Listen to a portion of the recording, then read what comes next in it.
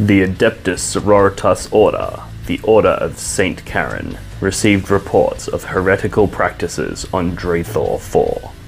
A planet bordering the Cicatix Maledictum was recently brought under Imperial compliance by the Bone Jackals, Blood Angel's successor chapter of the 21st Cursed Founding.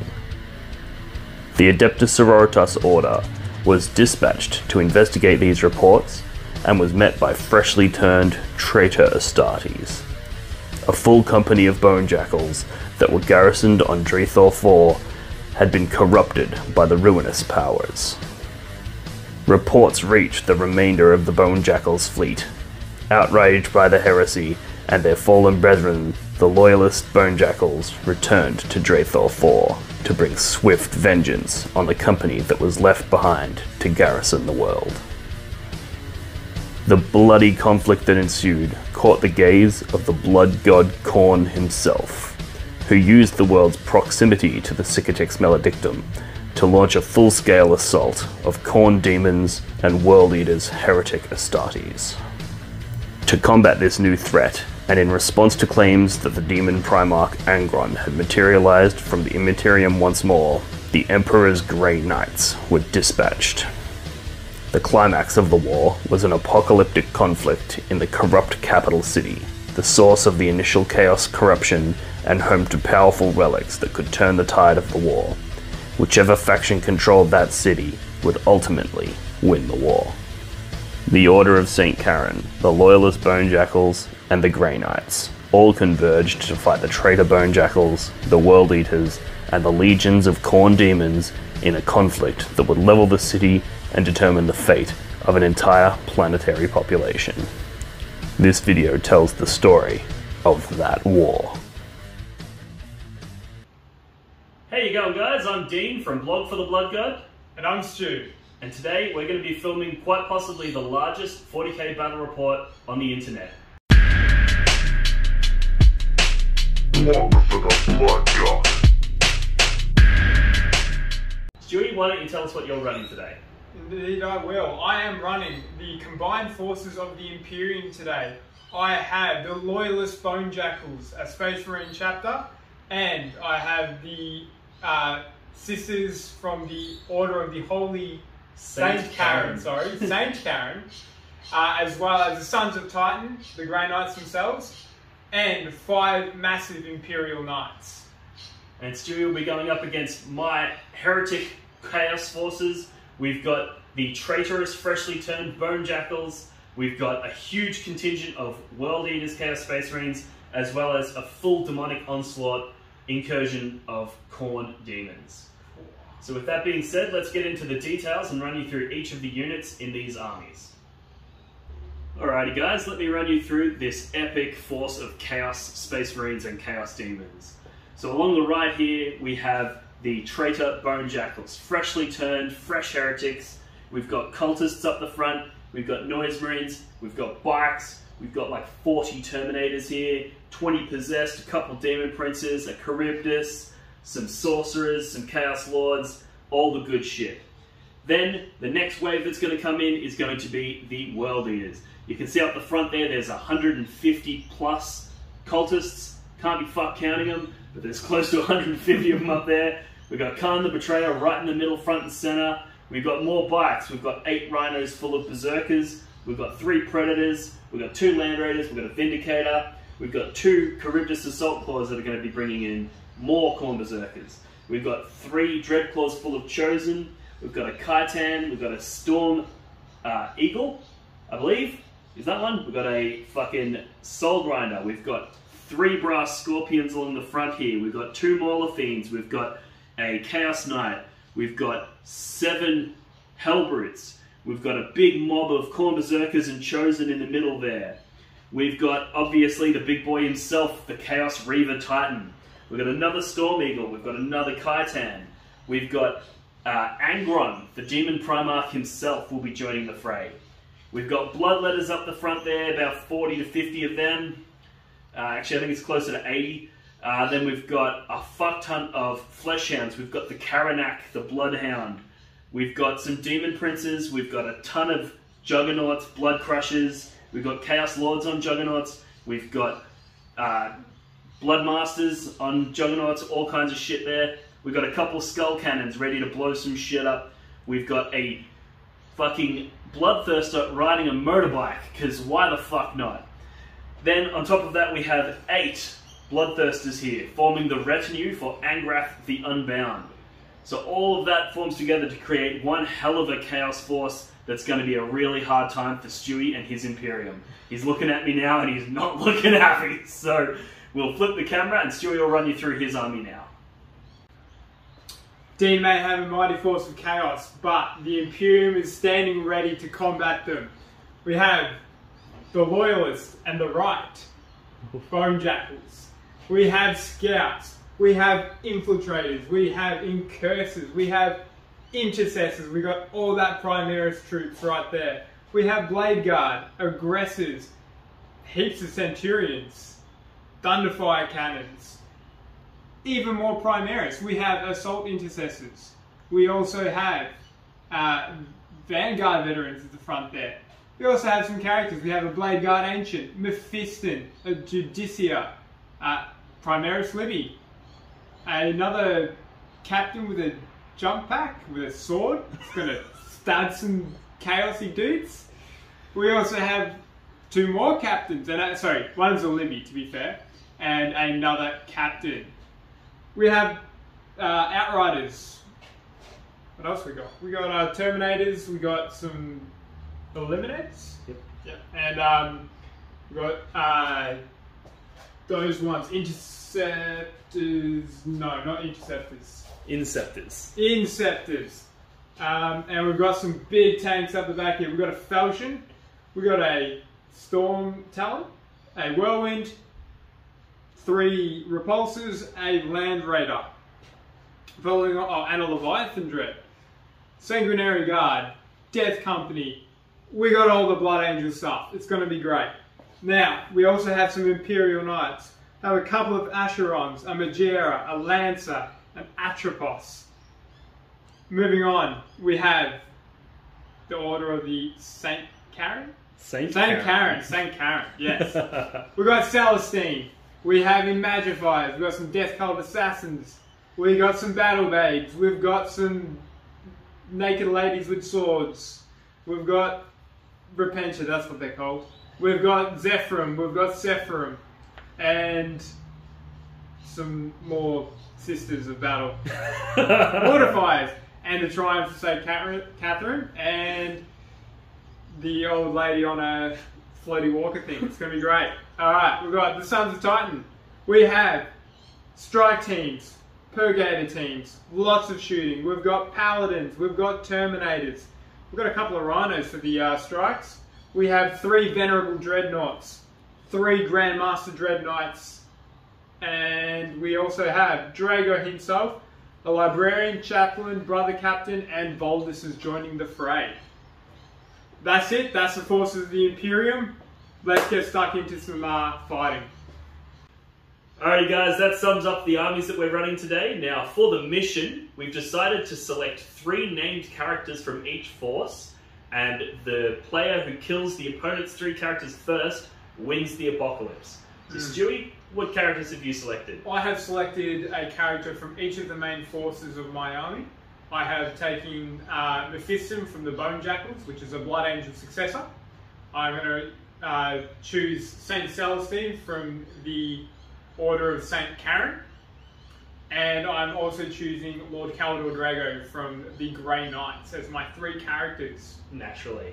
I have selected Kharn the Betrayer, no surprises there. He'll probably die pretty quick, he gets stuck into the mix, but he's one of my favourite characters of all time, so he had to be a choice.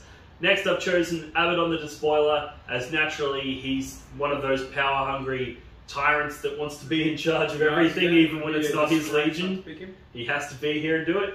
And finally, the Demon Primarch Angron will be my next choice. So it'll be really interesting. Let's see. Maybe we'll even have some of these characters fight off against each other to see who wins. So I hope so. I want to get some glorious challenges going on in this battle. Yeah, so it should be very interesting. So we'll set up the terrain now, and we'll run you through that, and then we'll get stuck straight into the main. Alrighty guys, we've now finished deploying the first contingent of our armies. Stewie, run us through what you've set up and where. Will do. So I have on the left side here, or my left, so I have the Mortifiers here coming up ready to face against some of the Terminators up ahead, as well as some Retributor squads with multi-melters ready to support with a bit of covering fire. Even more of them here, and the big one, this is the Knight Atropos, that's it. Knight Atropos is also here. Motherfucker doesn't know his own army. Knights, I've never played with them before. Straight down, gonna just try and smash down this flank. Here I've got the Seraphim ready to sort of kind of go either way. They can sort of, they've got the movement to redeploy and help depending on which flank needs it. And I've got a bit of a reserve unit of Sisters ready here. The main force is heading down the middle of the road, the centre of the battlefield. We have the Knight Lancer and the 2 Knight Asherons, and we have the Triumvirate of St. Catherine, or St. Karen, as we're now going to change the name to, and Junith, that's her name, Junith as well. And then old lady name. A court of the Magifiers around there, and a rear guard of Battle Sisters. And then on this flank we have Celastine leading a winged assault with the Zephyrim, as supported with the Repentia as well, and the Knight Magera, as well as some Battle Sisters that are going to do some midfield support, hopefully. We'll see how this sort of pans out, depending on who goes first. But the Imperium definitely knows that it wants to take the first turn and punish these heretics. Alright, sounds good. Let's go through mine. Alrighty guys, let's run through the heretic deployment. The Bone Jackals have come full force. They're ready to take down some of these bitches. We've got a big unit of cultists up the front here, some Terminators pushing up on this flank. We've got a Chaos Lord with wings popping over the top there, an aspiring Demon Prince to be. We've got a Demon Prince coming up the back here, bikers running straight up the guts, flying down that main road. We've got a Sorcerer down the back here, he's ready to throw some support, maybe warp time some bikes up. Big unit of Noise Marines occupying this central building here, getting ready to push up and control the center of the battlefield. We've got the Dark Apostle ready to do his prayers and buff the nearby units. More Terminators on this flank. Another Chaos Lord with a mace and wings. Another Demon Prince down around the corner here. And then we've got, rounding it out, with another Terminator unit on this side of the table. So we've got a pretty even spread.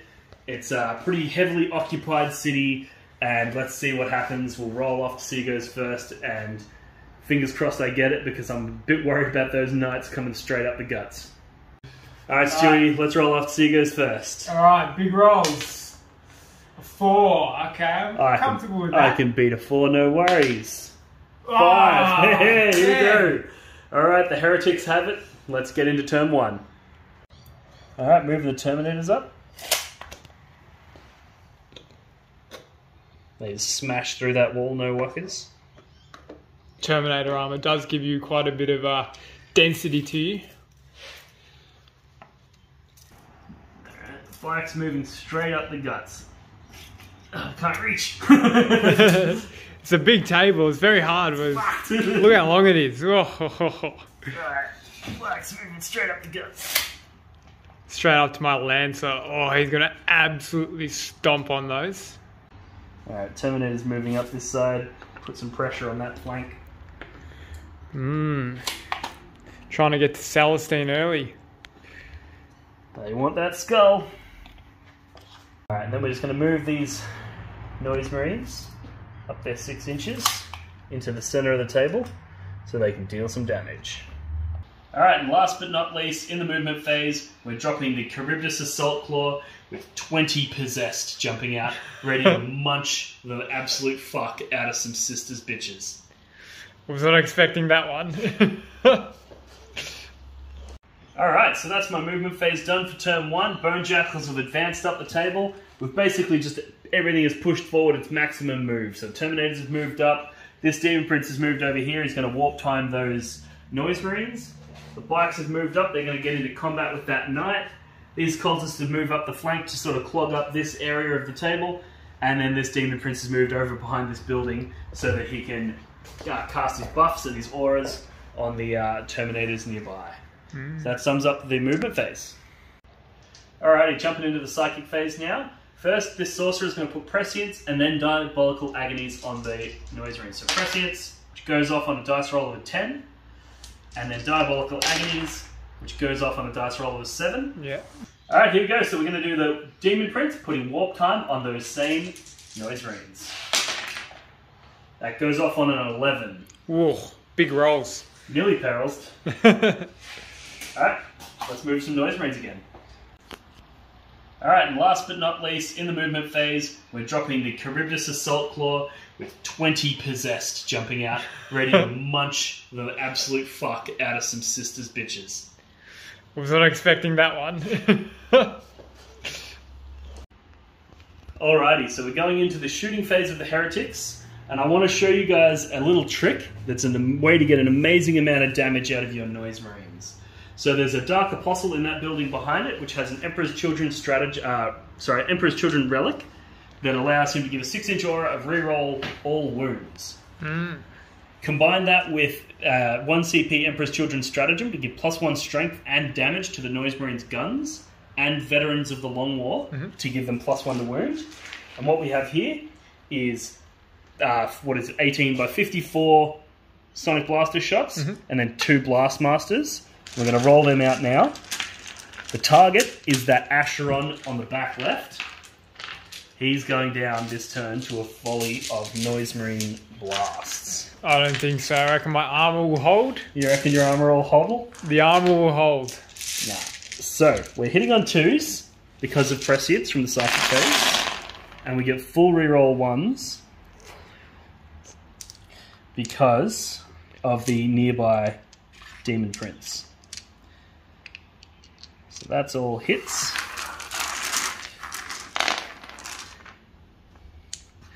Alright, so these are all hits. Those 2 missed. And then we would normally be wounding on 6s, but we spent a CP to give them strength 5 guns, so now wounding on 5s. And then we spent a CP to Veterans of the Long War, so now they're wounding on 4s. And they get full rerolls to wound from that relic. So let's see what happens. So it's going to be some highly efficient damage coming from just what was normally small arms fire. Yeah. So we're rerolling anything that's not a 4. We've got quite a few not 4s here, which is concerning, but that's why we have rerolls.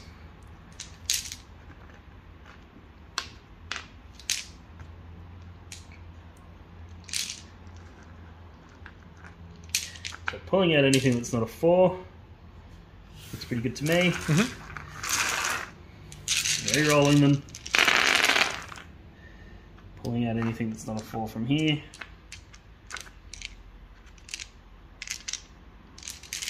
There we go.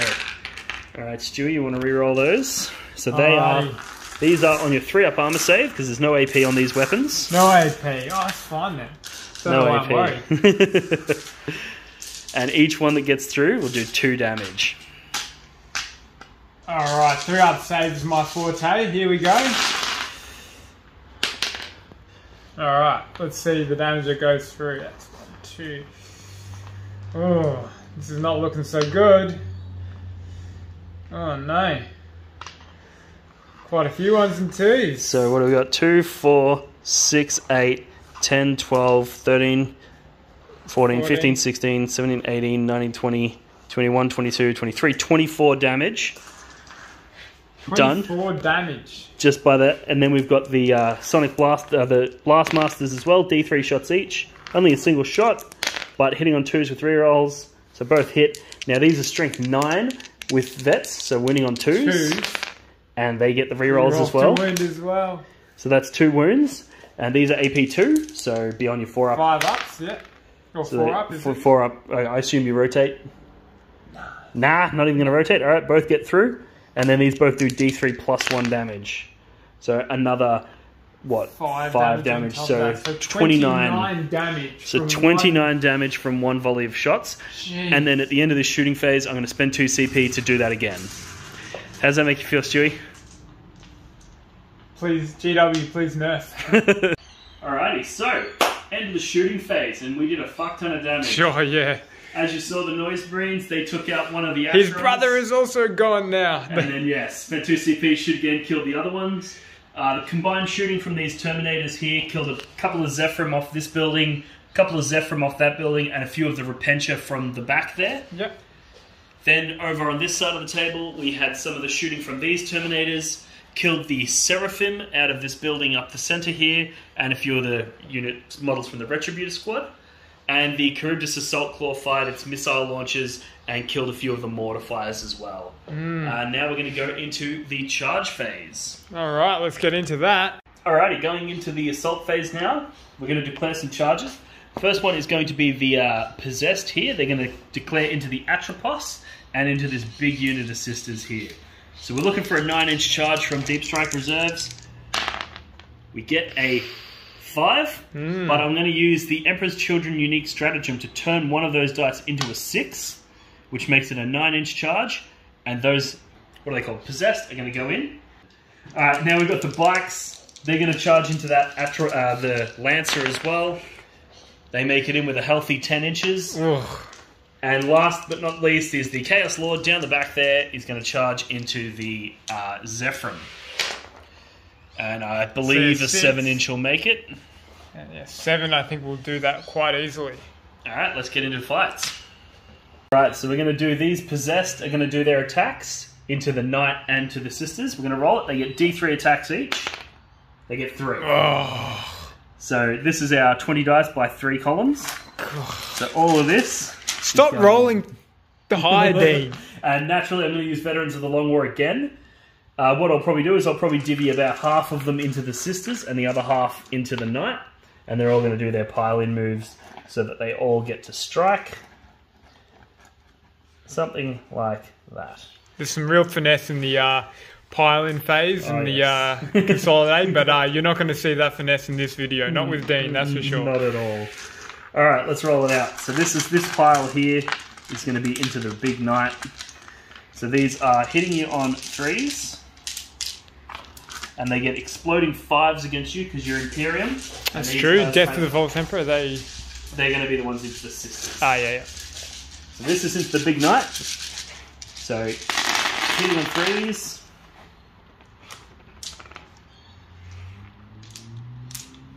Looks pretty good.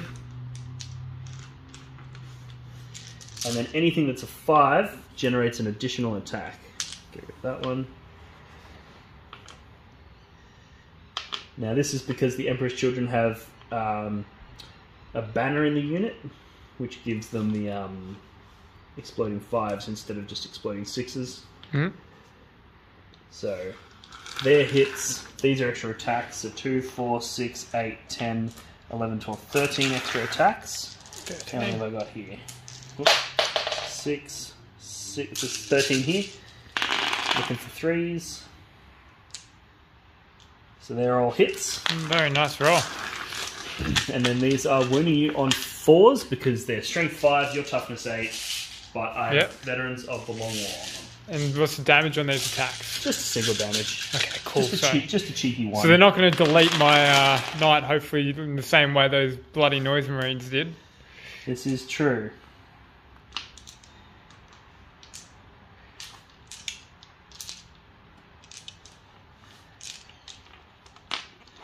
Alright, that's your wounds on the Knight. Alrighty. Alright, well. So these are some good save rolls here. AP. 4 up saving throw. 4 up saving throw. I believe they're AP 1. Could be wrong.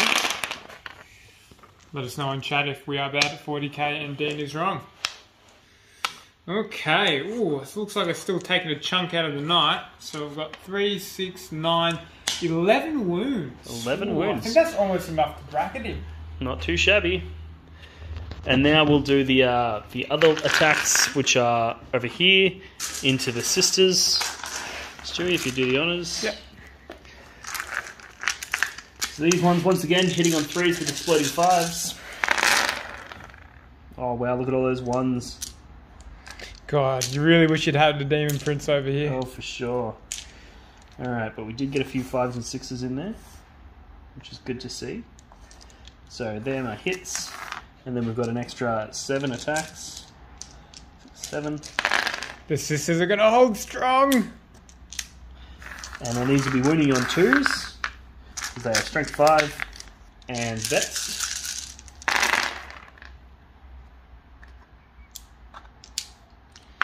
There we go. There are your saves. Alright, and these are again AP1? Yep. Alright, so we're looking at 4 up saves. Alright. Alright, so we're looking at 6 dead sisters. Oh, not too bad. Not quite the explosive damage I was looking for, but I'm still not unhappy with that. So that's the assault phase. I've got a few more charges to resolve, and then we'll get back to you. Alrighty, so that's the end of the fight phase. So we had the possessed went in, did a bit of disappointing damage. We realised after the fact that they actually are AP2, and that I'm a fucking idiot. So they probably would have done a bit more damage there had I known my rules. But this is what happens when you're running an Apocalypse army with almost every unit you own. It's hard to fucking keep track of all that shit. We had the bikes charged in here. They did 5 wounds to the Lancer, and then they ended up losing 5 bikes in return. So probably not the best idea to charge there, but try and tell a Chaos Space Marine not to charge into combat. It doesn't work that way. And then we had the Chaos Lord over there. He charged into those Zephyrim. He killed like 4 or 5 of them, I think. And then he took no damage back in return from that one remaining Zephyrim. So that more or less summarises my turn. We're going to jump over into the Imperium's first turn and see what damage they can do. Yeah, I'm very keen to get some vengeance for my 2 fallen knights. And yeah, we'll be back with the movement phase of the Imperium. Yeah, I'm going to Melter this, Charybdis hopefully in my turn. I've fallen back my... battle sisters that were engaged with the possessed. I'm going to spend some command points on them so that they can fall back and shoot this turn and get a retaliating volley onto the possessed.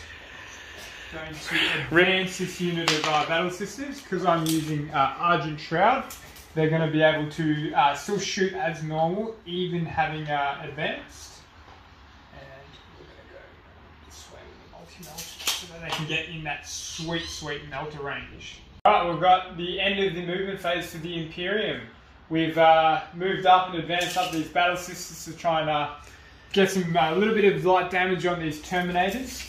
The Majera wants to sort of move through and get to the Terminators, but I'm actually blocked by this little guy down here, so he's going to cop them full might of this Siege Claw in combat. I've still got my Repentia just behind the wall ready to sort of countercharge something next turn. And I've got my characters advancing up to take care of the rest of these bikes. The Lancer has fallen back and is going to get ready to deal with those Noise Marines. Celastine is going to have an epic duel, hopefully with this Demon Prince here. And over here, we've fallen back and we've spent some CP to be able to shoot with this unit of Battle Sisters. We'll try and take out these possessed. The Multi-Melters here in this Retributor squad are going to try and take out this Charybdis. And the rest of the Multi-Melters here are going to be able to flex and either take out this one if these ones don't quite do it, and then they can help finish off the possessed in case there's still a couple of those left. And we're going to see how many cultists this knight and the lone Mortifier can take out by themselves. I have a feeling it's going to be quite a few. So we'll skip the Psychic phase of the Imperium as I currently do not have any Psychics on the table. That might change in a couple of turns, we'll have to wait and see. And so we're going to move into the shooting phase and we're going to use the Retributor squad here. It's going to melt a range of this Charybdis. So we're going to see if we can't take it down. So even though this unit advanced, because I am using the rules of the Argent Shroud, they count as having stayed stationary until the end of the movement phase. So I don't have any penalties for shooting these multi-melters. So hitting on 3s.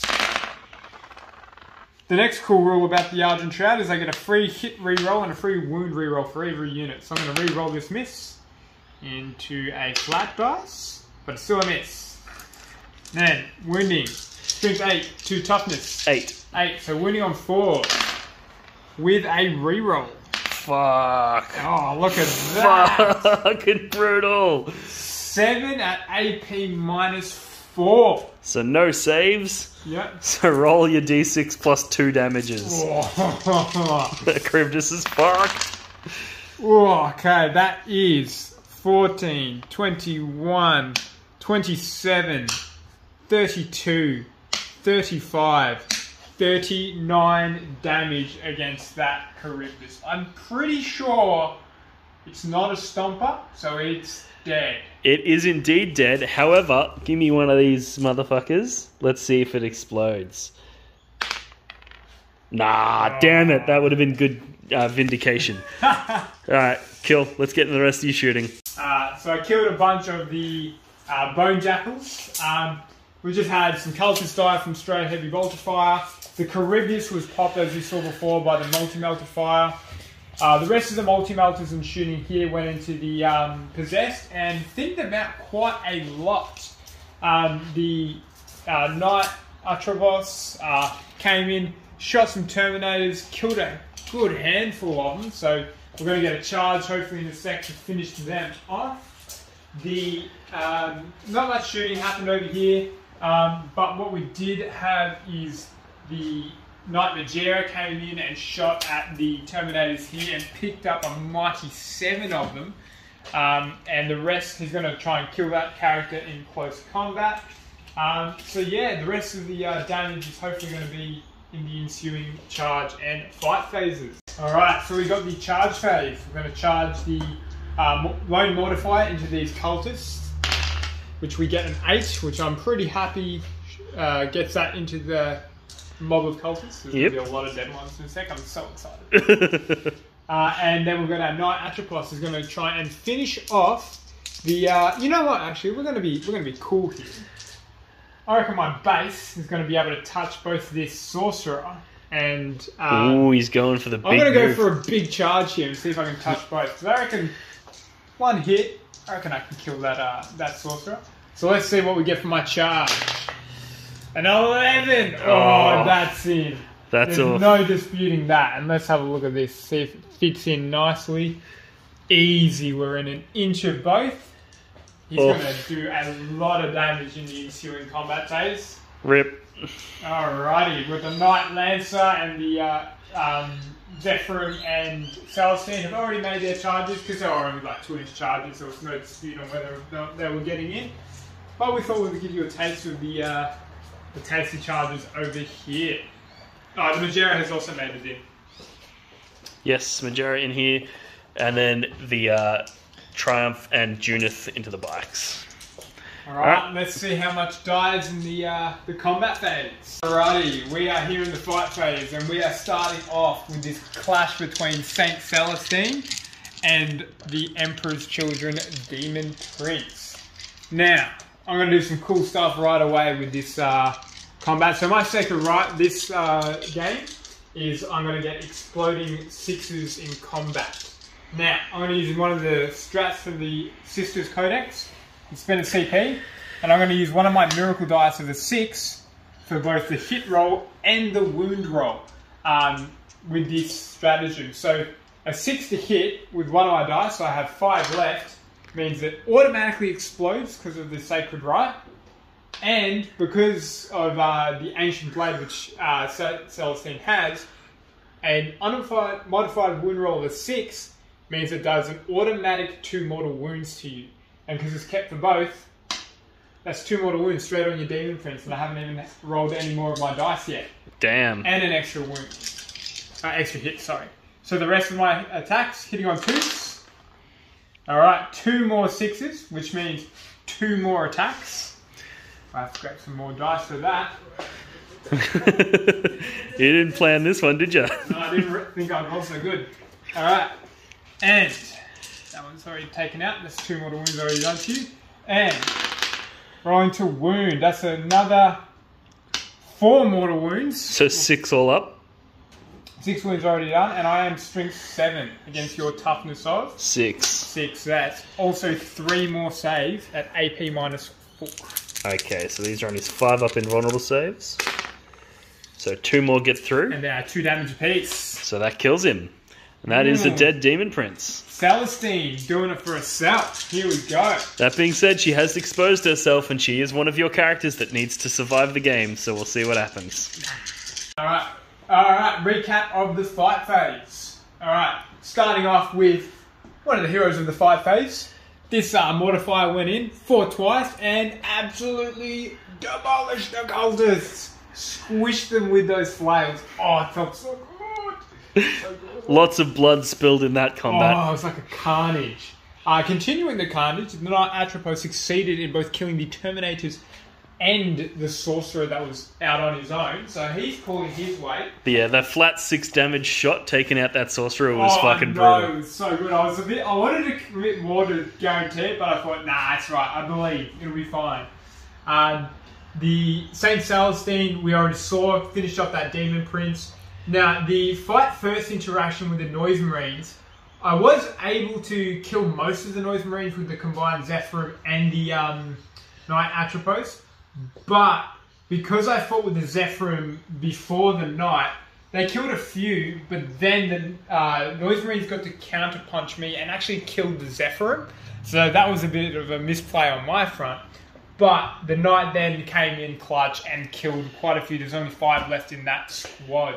So they're not going to be able to do the same level of horrendous shooting. And the Majera just absolutely just walked over the guy that was in front of him. Yep. Didn't care. Didn't even swing. He was just walking along and he just squished the guy. It was just an accident, man. Yep. Yeah. And that's it for the Imperium turn. So let's... we actually forgot to do the bikes, so we'll have to... we'll resolve that and we'll add that to my turn summary. Yeah. Alright, Easy. Jumping into turn 2. Alright, so movement phase, we have the Terminators moved up here, trying to get into combat with those Seraphim and the Sisters on the side there. These Terminators are going to try and get revenge for their fallen Demon Prince, their fallen leader. Those Noise Marines don't really have much to do. The Terminators over on this side of the table just have moved up into this nugget here, and the Demon Prince is doing some support. And then these Possessed are just going to move in to get combat on these Sisters. But all of the blood that was spilt over here by the Mortifier and all of the various combats that have happened have attracted the gaze of a certain god. Possibly a blood god. And as you can see, massive reinforcements have arrived from the World Eaters Legion, ready to claim the remaining skulls on the battlefield and the blood. So along this side on the road, we have Predators and Bikers coming in, supported by some old school Chaos Dreadnoughts.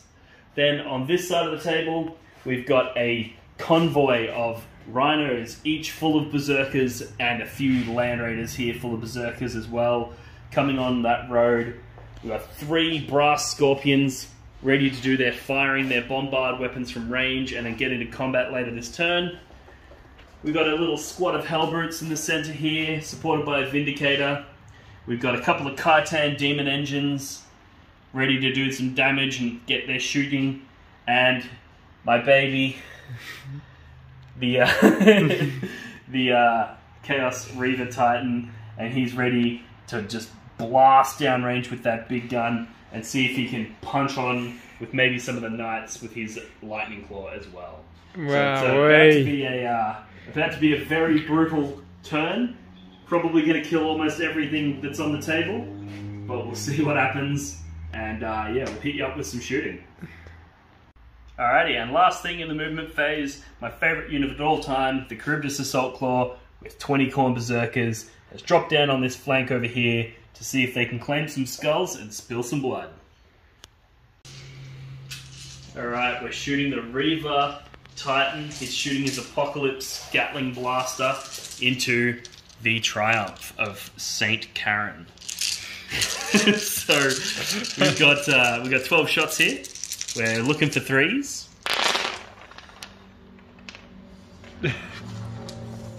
And then it's strength 8, so it'd be wounding on 2s, I'd assume. Yeah, 2s indeed.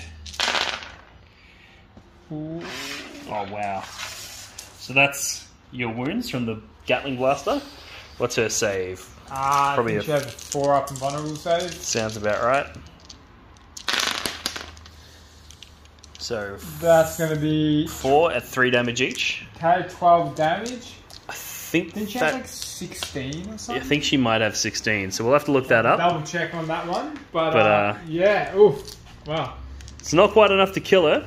And then we've got 2d6 shots from the Apocalypse missile launcher. these missiles going. I'm totally going to insert an animation. 2d6 shots. We're looking at 7 shots, so 2, 4, 6, 7. These are hitting you on 3s. And then wounding you on 2s. With -2, 2 damage. 5 ups. That's 3 dead sisters. Wow. So for those playing along at home, that's a 3,000 point unit. Just hit all of its firepower, and it failed to kill this character, and failed to kill a unit of fucking 6 sisters. What a piece of shit. But his real party trick is that lightning claw. So let's see what happens with that. So that's that. We'll do the rest of my shooting phase, and we'll hit you back with a summary. Alright, that Lancer has just died to a bunch of my shooting. Stewie, let's see if it explodes. Yes! Oh, shit! Alright, what's that? 2d6 more, D6 mortal wounds on these noise marines? 6 mortal wounds. Roll it up. 2. And it's 2d6 inches, so best make sure it doesn't cop Celastine as well. 7, nah, it should be fine. Probably be this sorcerer over here, though. The sorcerer there? Yep. Roll your d6 on that. Alright, let's see. So we've lost 2 noise marines. 6! And we've cocked the sorcerer. What about that guy? Yeah. Check it out. What was this, 7 inches? Yeah, he's in. Alright, roll it on the Dark Apostle. 5, that'll kill the Dark Apostle. And what about his 2 boys? Alright. It's a separate unit, so that kills both of them. Fuck. So we killed 2 noise marines, a sorcerer, and a Dark Apostle with the explosion from that Lancer. He went down, but he went down well. These 3 predators here are all about to unload salvo after salvo into our primary target, Saint Celastine. So we've got 2 las cannons off the front one. They're both hits. Actually, no, they're a miss? Okay, so one hit. 1 miss. Yeah. That hit is going to wound. Okay. You get to 4 up in vulnerable save. Yes, I'm going to 4 up in vulnerable save. Yes, I made that one. Yep. And then we've got 2d3 shots from the autocannons. That's 6 shots there. Hitting on 3s. That's a 1. So that's hits. Winning on 2s. Okay, 4. And what's the AP on these ones? It's a AP 3, I think. 2 or 3. Predator autocannons, aren't they neg 1? Are they neg 1? Pretty sure they're neg 1. Fucking let's go with neg 1 then. Alright, so 3 ups. Ooh, it's a fail. So that's 3 damage on her. Correct. Alright. Okay. Remember, you have got those miracle dice. Oh no, I'm going to save that. I'm going to do the next one. Oh, it's also a fail. So I'm going to use a command point reroll here. Yep. See if I can get a pass. Oh, it just really wanted to be a 2, that one. So I'm going to use now a different strategy, which is I can discard a miracle dice to add 1 to my saving throw. Okay. So that I can make that a pass. So I'm going to discard a miracle dice there. Interesting. Alright, so now I'm going to roll the last one. That fails as well. Fails it. Oh, jeez. Well, I don't have anything else I can do there. So Celastine dies. So, now that Celastine's dead, we're now going to, at the end of the phase, we roll to see if she gets back up. Oh, so close. Close. So close. Alright, she does get back up. She's back up to full wounds, and that's alright, though. Hopefully she's going to get killed by those Terminators. Well, she's used her get up trick now, so those Terminators go in, and if they can kill her, that's GG. Alrighty, so we've had Terminators and the bikes here combine their shooting to kill the Sisters of Battle that were here. Yep. And then the Terminators have made a charge here. The bolters from these Terminators did fail to do any damage to Celastine, but because she died in the shooting phase already. Yeah. So at the end of the phase, they've charged. She's come back up, and now they're going to charge in. Over here, we've got some combination of remaining shooting did a whole bunch of damage to that Atropos, and now the Terminators and the I rolled pretty well on my 5 up and vulnerable saves there to clutch it. And now we're going to do this Khorne Berserker charge, which we're going to film. We're looking for a 9-inch here, but they do get rerolls. That's a 7. Let's reroll that. There's a 10-inch charge. Whoa. So in they go. That's going to be some dead sisters. There's going to be so many dead sisters. So we'll resolve some fights, and then we'll get back to you with some summaries of the way the fight phase went. Alright, so we've had a few vicious combats. We've had a combination here of the Demon Prince and these Terminators managed to kill this Atropos. Let's see if he explodes. He fucking does. Oh my god. So we'll put that there as a reminder. We had the Terminators over here, fought Celastine. They did a couple of wounds to her, and then in return she just killed them. Yeah. We had these Khorne Berserkers. They made their charge, as you saw on camera, and they proceeded to butcher everything that they touched on this side of the table. It was horrendous. There's so many attacks. And then over here, with Veterans of the Long War on the charge on these Terminators, they actually managed to kill this knight as well. So we're going to roll So let's see if it explodes there. No explodes there. Alright, cool. So we'll resolve the 2d6 range from that. It's only really going to hit the units that are in base with it anyway, so no need to do it. So just roll your d6 mortal wounds on each one. So we'll go for the Demon Prince. We'll take 2. And the Terminators take 5. 5. Alright, cool. Alright, let's jump into the next turn. Oh, their glory. Look at them all. Just want you to know, this took way too long to set up. Alright, run us through what you did with your sisters first. What did the sisters do? The sisters. So we'll start off with Celastine. Celastine, who has gotten back up after being killed the first time, shot over towards those Land Raiders, hoping that one of the precious characters that Dean has in his armies might spill out when I shoot them dead. So it's worth noting Abaddon is in this front one, and Kharn the Betrayer is tailing him. In the second. So I'm hoping to maybe get a character kill this turn if I'm lucky. The Repentia have shot out from here. I used a Miracle Dice to give them a solid advance of a 4, and they're going to advance and charge this turn. Get into the bikes and hopefully maybe tap some Predators, we'll see. And we have just the rest of the characters sort of just move this way to sort of pressure this flank. A couple of sisters here, but they're not really doing too much over here, just happy that the Marines are here to kind of help them out in front of all these World Eaters. Now, the Marines have come in. So we have Aggressors and Blade Guard with a Leviathan Dread, Judicia, Primaris Captain here ready to like slam onto these Terminators. We've had an aerial drop of Inceptors and a aerial support of the Storm Talon. Hopefully going to help shoot down some bikes and provide air support. Down the road we have the big boy Falchion, guns lined up ready to shoot at this, but aim it properly, at the Reaver Titan. We've got Land Raider, 3 repulsors. The Incursors have come here to support the flank. Outriders coming up the road to support the sisters. The artillery at the back here going to lay down some firepower. These possessed are done for. They're surrounded completely. And we've got way too much stuff here ready to the bloodshed that they cause on the sisters, they're going to get tenfold in return. Checks out. The Charybdis is going to hopefully get a Charred Blast of Centurions. Sanguinary Guard dropped here, ready to sort of go against the Demon Prince and the Terminators. Some more here, again, want to charge at the contents of the Land Raiders. 2 Death Company bombs as well. And we've also got in the center, Vanguard Veterans, again, charging what comes out. The Eradicators hoping to actually pop the Land Raiders.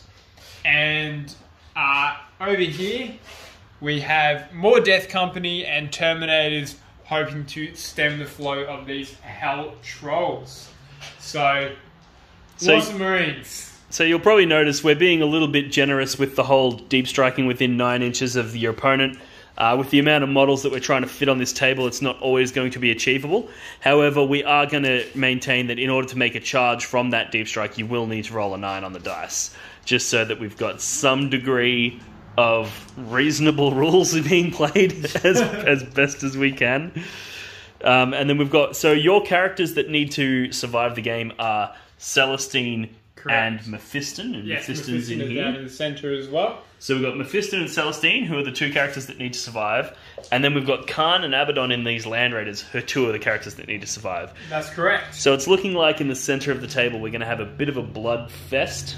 And someone's going to come out on top. Someone is going to come out on top. And 2 of the characters we haven't even come onto the table yet. Correct. So I think a lot of this battle is going to hinge on that central combat, as well as what happens with Angron when he arrives, and Draigo when he arrives.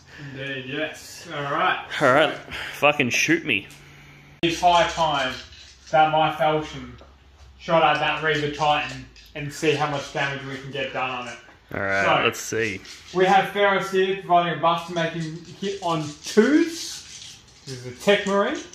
And we are going to, see what the damage we can do. So we'll start off with the 2 quad las cannons. So that's 8 las cannon shots hitting on 2s. Alright, so that's one on this, and that's a 1 as well. And now they're strength 9, so wounding on a 3+.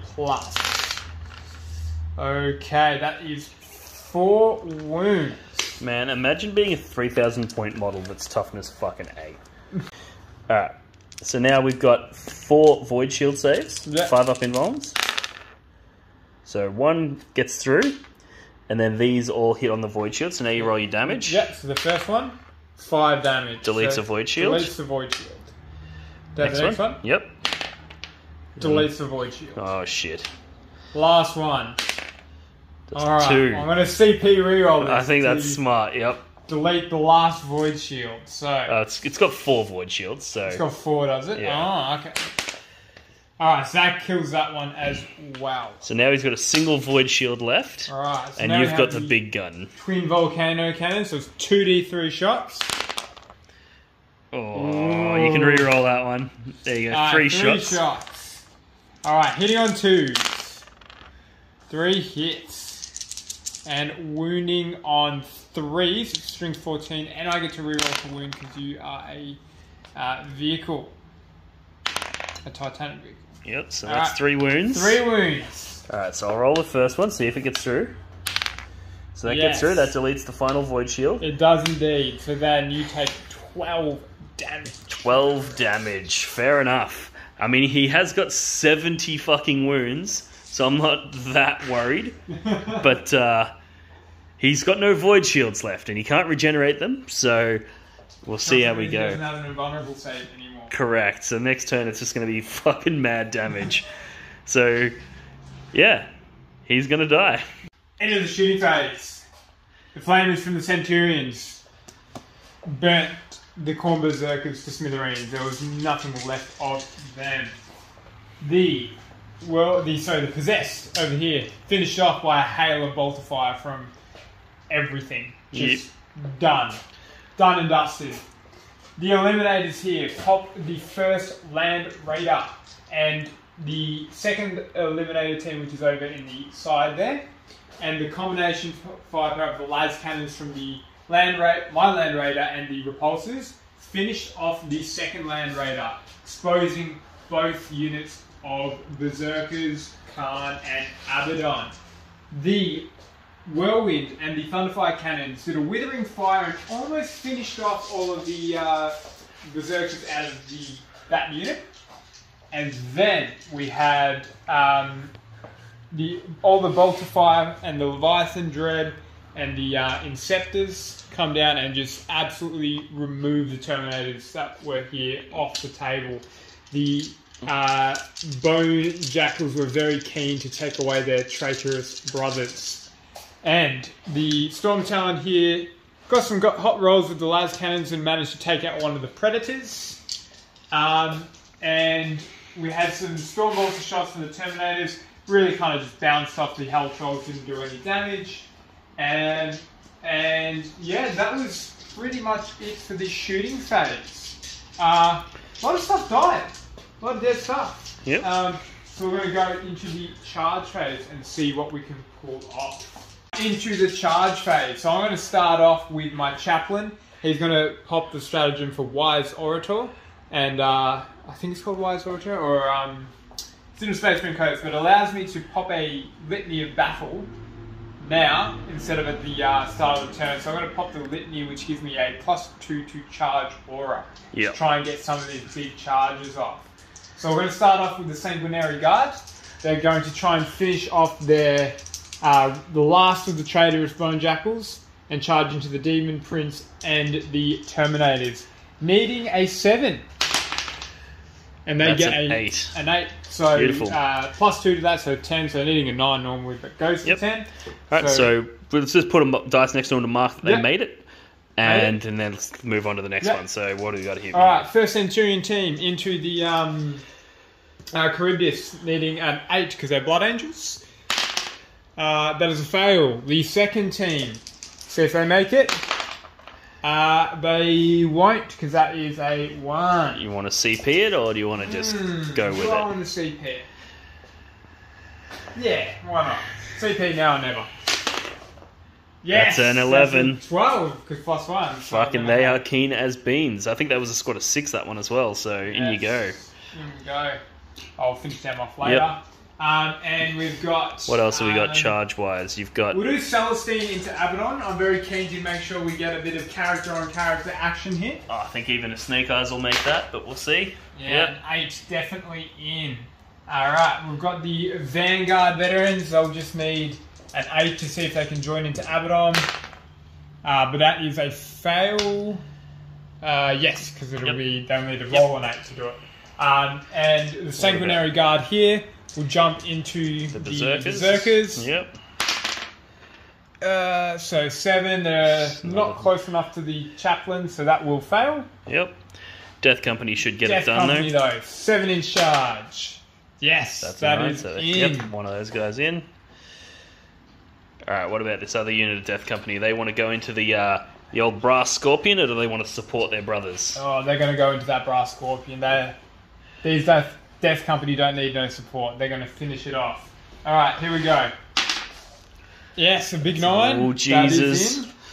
And where else do we have charges? We've got charges over here. The Repentia on the opposite side. They are going to charge into the Bikers. Yep, The well, 10, that'll do it. They are definitely in. Alright, and... What about these Terminators here? Do they want to punch on with some Hellbrutes? Hell yeah, they do. They're going to go for a big 9 on some Hellbrutes. Don't know how this guy got out of place. He belongs in the line there. Nah, +1 though. Yep. Blood Angels, so that will get in. And what about these Death Company up in the building here? They're going to go for a charge onto those Hellbrutes as well. That's a fail. That won't do it. And I think that's going to be it for my charge phase. Looks pretty good to me. Looks pretty good. Alright, we'll move all the models and we'll be back for the fight phase. Alrighty, so we've got Celastine right over here up against the big dog, Abaddon the Despoiler. Celastine's going in first, fighting, swinging away. So straight away, the first thing she's taken 4 wounds so far. Is that I'm going to spend a miracle dice and spend the stratagem again for a 6. So I'm going to get that 6 to get an auto explode and then carry over into the wounds to cause an automatic 2 mortal wounds to Abaddon. So spicy.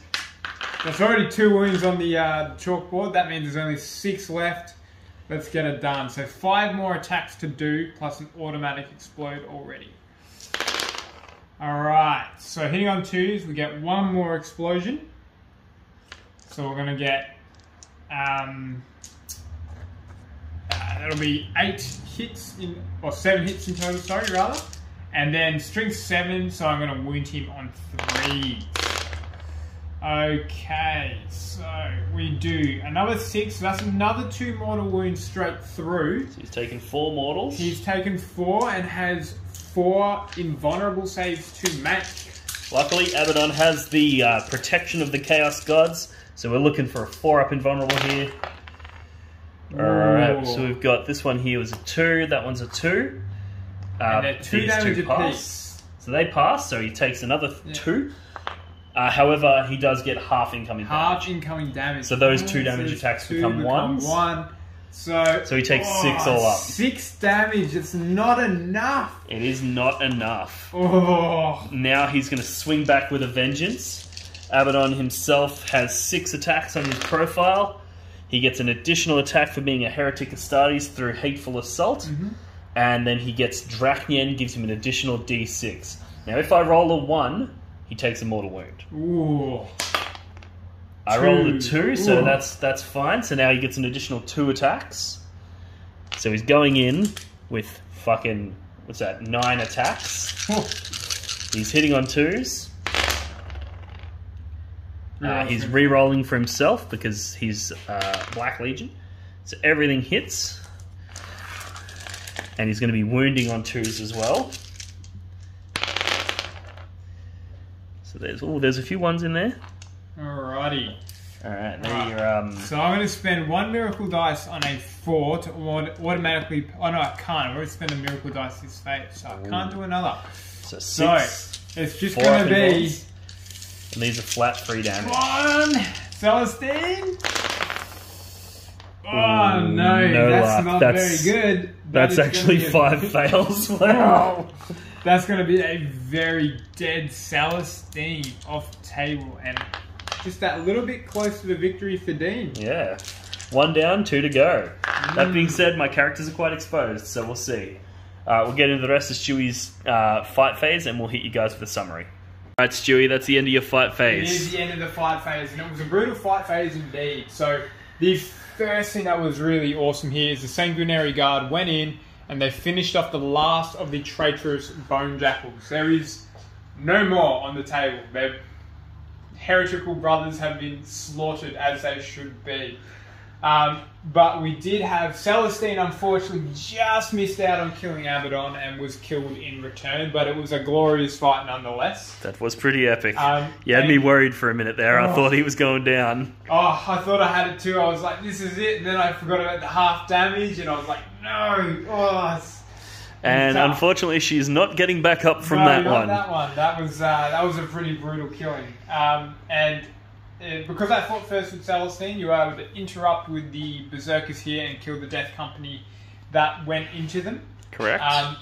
But the Death Company over here were able to smash apart that brass Scorpion, which was really fun, actually. Yep. It's amazing what damage you can do with a couple of Thunder Hammers. Oh, yeah, especially when they roll hot. Now, the other interesting things was... There was these guys here. The Terminators went in and +1 to hit them, and they managed to take out both of the Hell Trolls.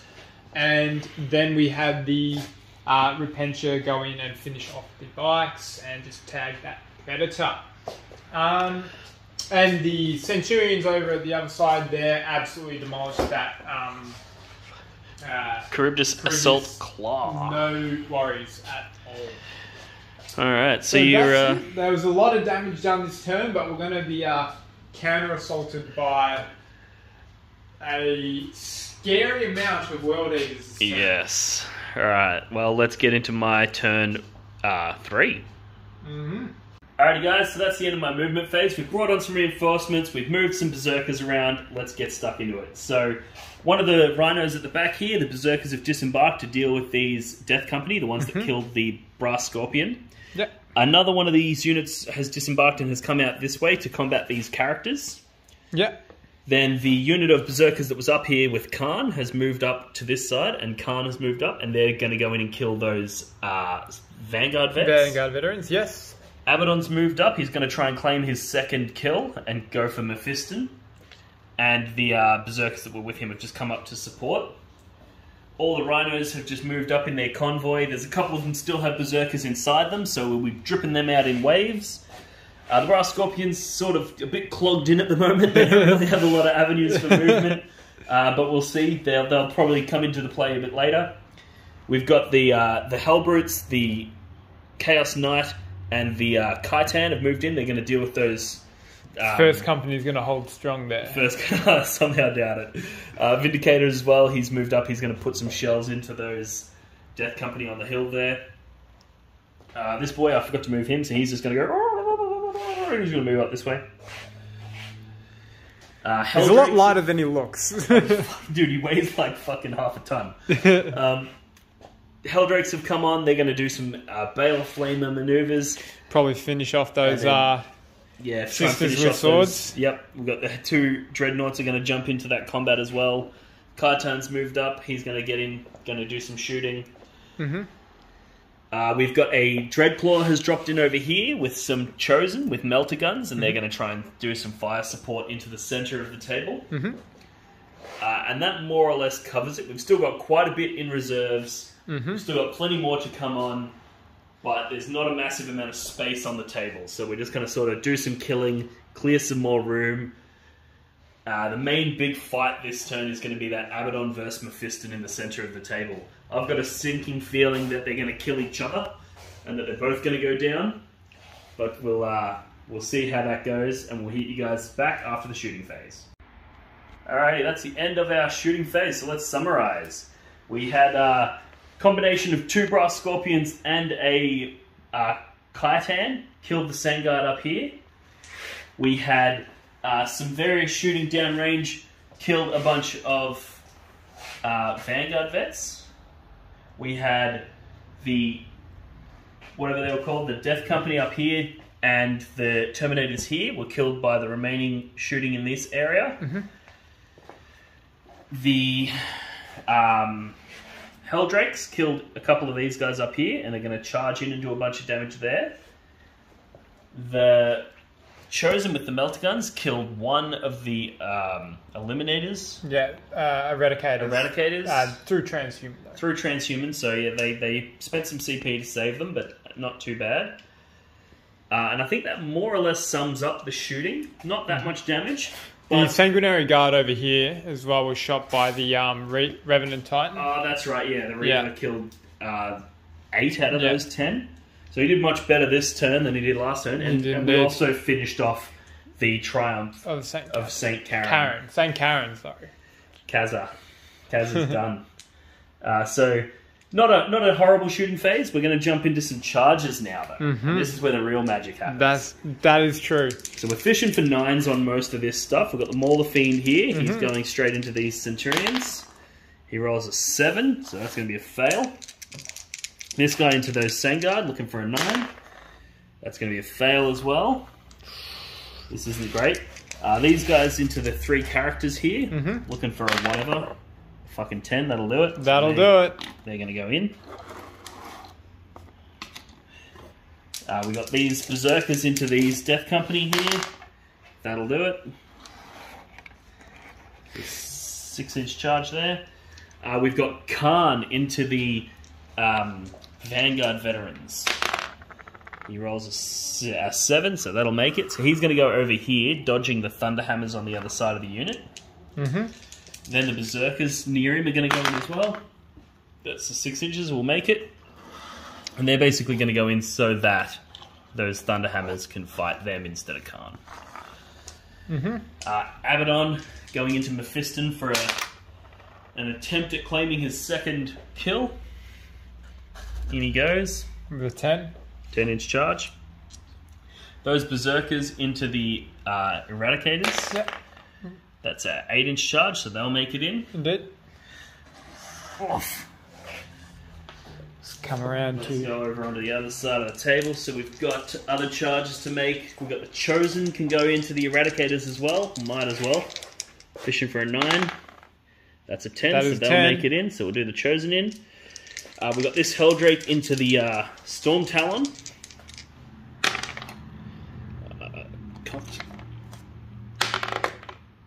What's that? 3? 3 and a 3, so 6 inches. That's going to make it in, I reckon. Yep, that'll do it. So this Helldrake's going to take that flyer out. Let's not be too autistic. It's too late for you, Dan. It's too late. Yeah, well, too late. Alright, here we go. This guy in. 7, that's going to make it. That'll do it. So he's going in there. You know what's up. He's getting these guys on the roof. We've got these two Dreadnoughts. They're not going to need to roll the charges because they're close they're enough. just going to go into the jump into Repentia. either end of that unit. I think that more or less does it. Alright, well, we'll get back to you with this combat in the centre. And we'll see who remains alive and who dies. Yes, should be very interesting. Alrighty, so first fight we're going to do is Abaddon into Mephiston. So Abaddon has 6 attacks on his profile, 1 attack for Hateful Assault, plus D6 for his big sword, and he rolls a fucking fat 6. So that's his attacks there. He's going to do just the additional 6. Actually, he's just going to do them all with Jackian because I can't be fucked. So he's hitting you on 2s. And he gets Death to the False Emperor. So 1, 2, 3, 4 6s in there. So 4 extra attacks. Hitting you on 2s as well. And then he'll be wounding you on 3s. He will, yep. Toughness 5, actually. Yeah. Question is, would I vet? Probably not. I don't think I'm going to need. How many wounds you got? 6, I think. Yeah. Let's not. Flat 3 damage, so it should be fine. So wounding on 3s. So yeah, 2, 4, 6, 8, 9 invulnerable saves to make. So I think, what's the AP of your weapon? I think it's AP 3. Alright, so 6 up saves. Oh, that's pretty good though. Okay, so that's going to be 3 damage apiece, yeah? 3, 6, 9, 12, 15, 18. Yeah, probably not so good. Okay, so 3, 6, 9. So this is half of them. The 5 up for no pain. Which, yeah, straight away that's going to be enough to kill him. So I will spend 2 command points, and I will get Mephiston to fight upon death, and have a go at killing Abaddon. Alright, so 6 attacks, hitting on 2s. So we got a miss in there. 5 hits. 5 hits. Strength 7, I believe. So 3s to wound. Whoops. Good straight dice there. That straight ice over in the corner there is a 6, and this one up front is a 1. So we got 1 extra hit, and 1 extra wound. These are 4 up invulnerable saves on old Abaddon, which he fails 2. How much damage do these do? These are D3 damage each, I believe. Alright, so what I'm going to do is I'm going to spend a command point to reroll one of those. So 1 gets through. Now this halves your incoming damage. So I need to roll a You 3. need to roll a 3. Alrighty, wow. Let's see how we go. So my CP reroll, handy. True. Whoa, I'm going to bust So my that's a CP 1. reroll here. And... Oh, it's only 1 damage. Abaddon lives. So he takes out Mephiston and doesn't die in return. He is down to 1 wound remaining though, so I get the feeling he's going to die in a minute. Alright, so summarising that fight phase. Unfortunately, the Maulafines failed their charges, so these guys were able to survive. These Berserkers went in, munched all 3 characters up. That they did. They're fighting twice with 1 billion attacks. It just doesn't matter how good your saves are, you're going to get dead. As you would have seen, the Abaddon fought first into Mephiston and killed him. And then Mephiston fought on death and only did a single wound to Abaddon, which is amazing. Still up on a wound. So the War Master lives.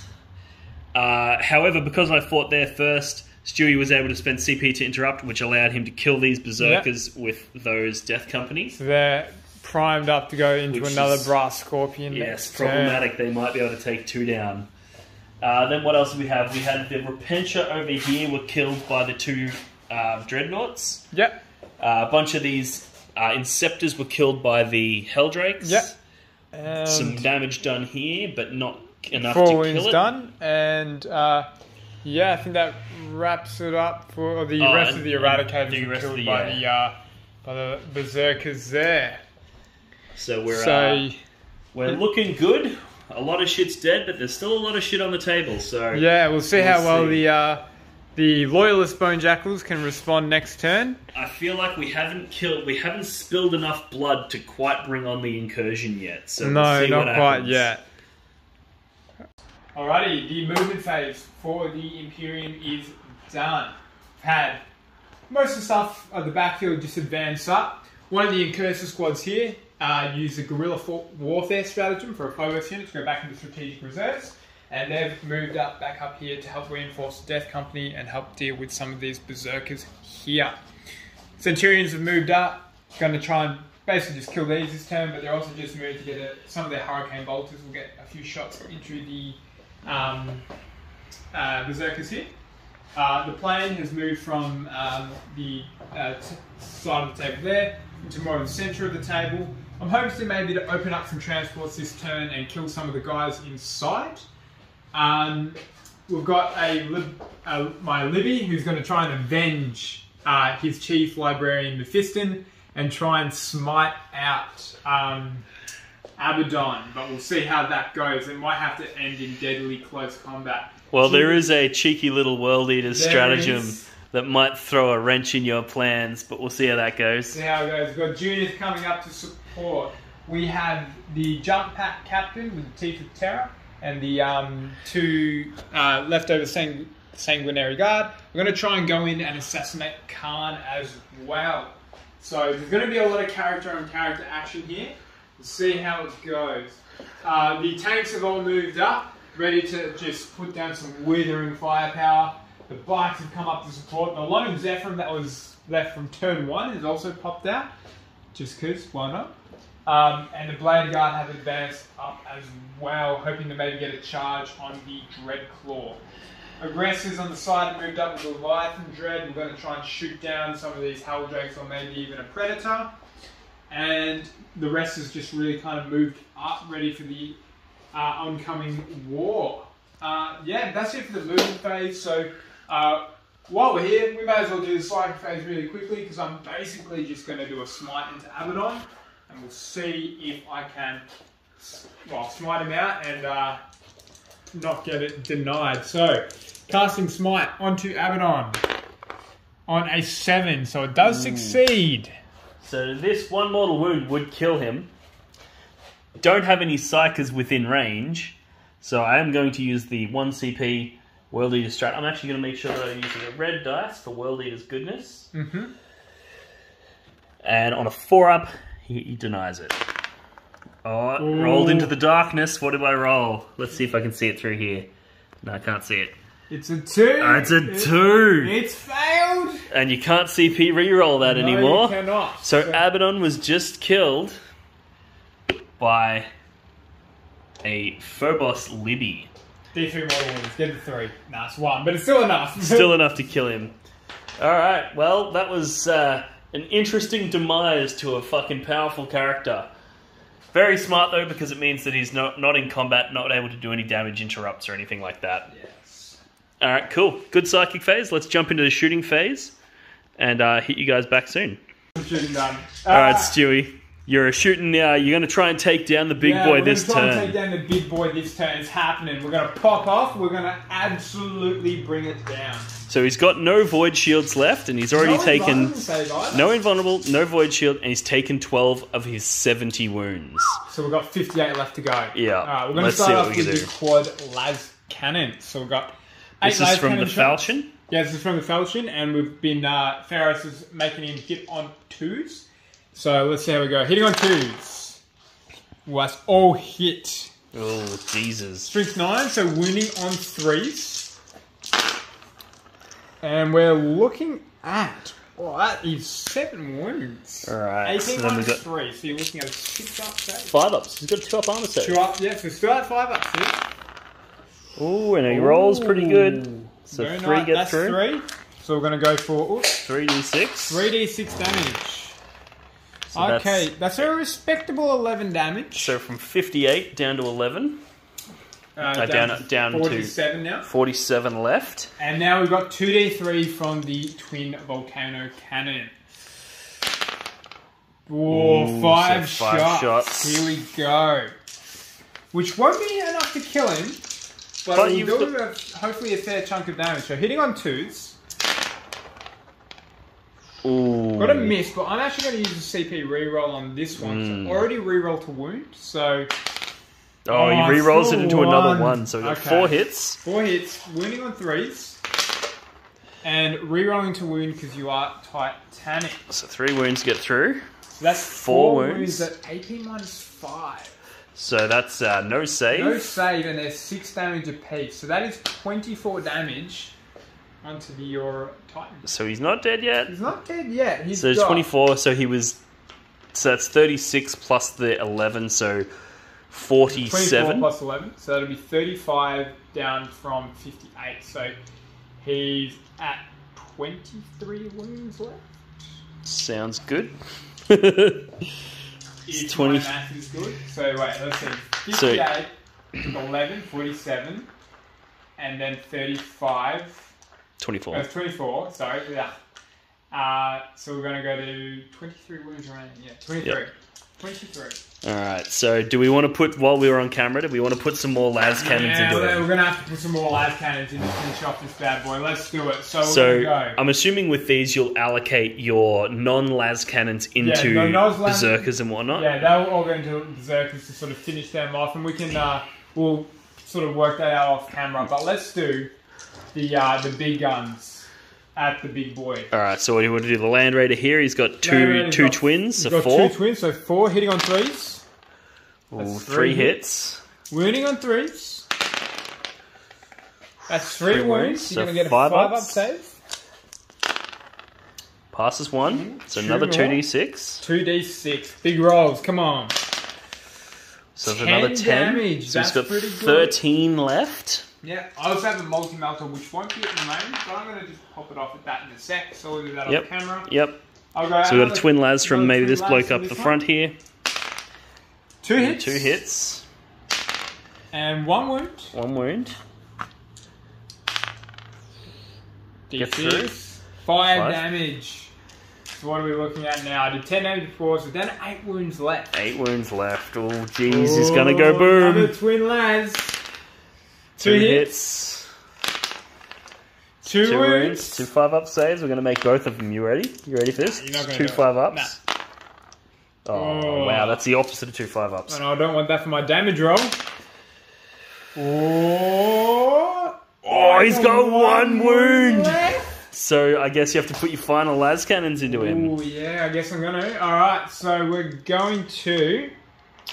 Unless we have a... Have you got to cheat? Throw a fucking grenade at him or something. What do we got? What do we got? Oh, we got this one last Inceptor.